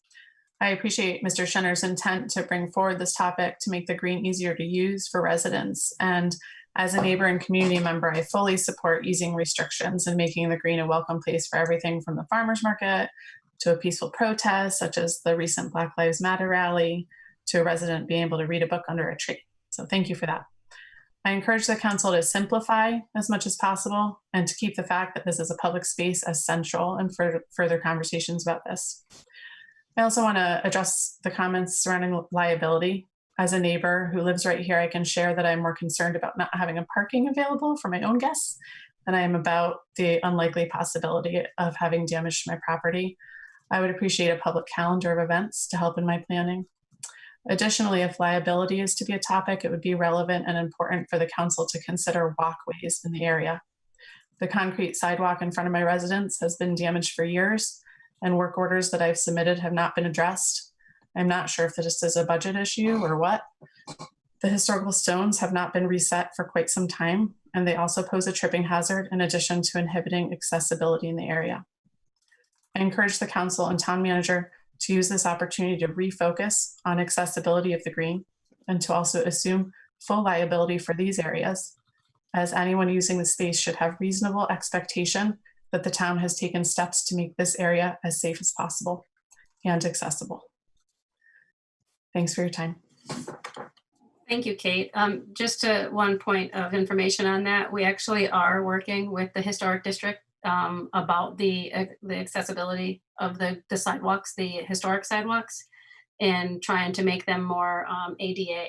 I don't know that we're ever going to get them ADA accessible, but we're looking at opportunities to make them more accessible and leveled. So we are working on that. We did have a meeting on it. When did we have that meeting, Mike? May, right? Back in May. Yeah, I'm aware of that, Tammy. Thank you so much. Just highlighting it again. Just that was why I said refocus, because I know the focus has been there. So just throw in my voice in there too. Thank you so much. And we are continuing that. We are looking at, it's kind of gotten held up by COVID because we wanted to do an on-site visit with somebody from the historical district that was pointed out to us, but trying to maneuver, getting how many people and who people there and that, we're definitely still working on it. I don't want you to think we've let it kind of fall off the wayside. We're just kind of maneuvering. So I just wanted to point that out. But thank you for your comments. Liz? Hey, everyone. Thanks a lot. Kurt, thank you very much for your leadership on this. This is important to me. As you know, Green back to the 1700s is a gathering place. It wasn't meant for specific nonprofit, not-for-profit, for-profit. It was a gathering place. So I appreciated your leadership, and Cassandra as well, your thoughtful response to my letter. So thank you very much to both of you. I would encourage you to take so it's not just nonprofit, but gatherings, specific gatherings. So because a bunch of students gathering wasn't a non-for-profit. It wasn't, they don't have a 501(c)(3). They're not justified in that kind of matter in general. And then relative to the green, to echo what Kate's saying, I would really love to see the town consider sidewalks from St. Matthews right up to Birch Grove and THS and TMS. I know it's a big ask considering they just paved Old Castle Road, but at least to Tolland Pizza, and then maybe in the coming years right up to the schools.